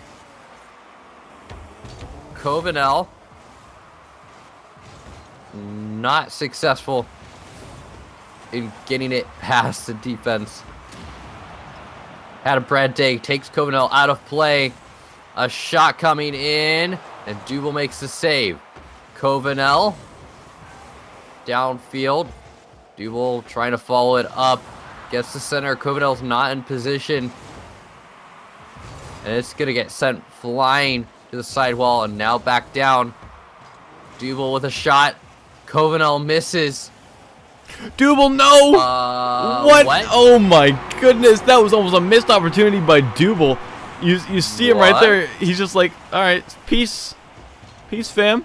And a missed opportunity by AJ will give Leaf Esports the lead. Colors just falling apart on the defense there, and I think that's just because Leaf was turning up the aggression and the pressure enough so that Leaf could actually have an opportunity to put that in. Dubel off the back wall, not having enough boost to actually come up for a second touch, and it'll be Covenel being chased downfield towards his end.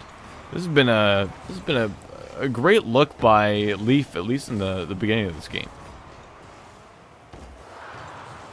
Covenel off the side wall. They are up by 1. Need to play really good defense for the remainder of the game if they want to keep that lead. Thank you, Kyle. Thanks for the host, by the way. Appreciate that. In the corner now, AJ looking to take it out of his own zone. The flick over Covenel. The finish from Hada Brad Day. And it's a tied game.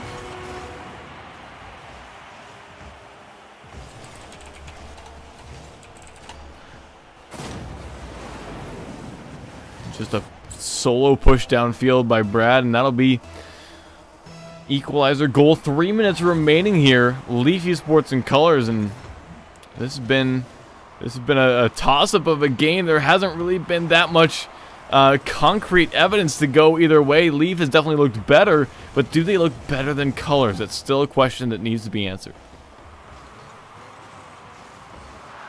Hada Brad Day hit it down. AJ 16. Trying to push it past that defense. Covenel.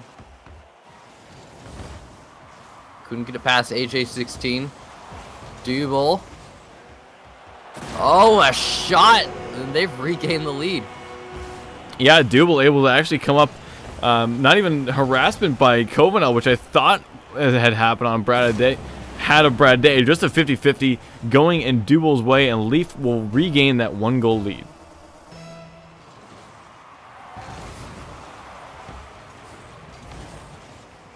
A hit up, and had a Brad Day.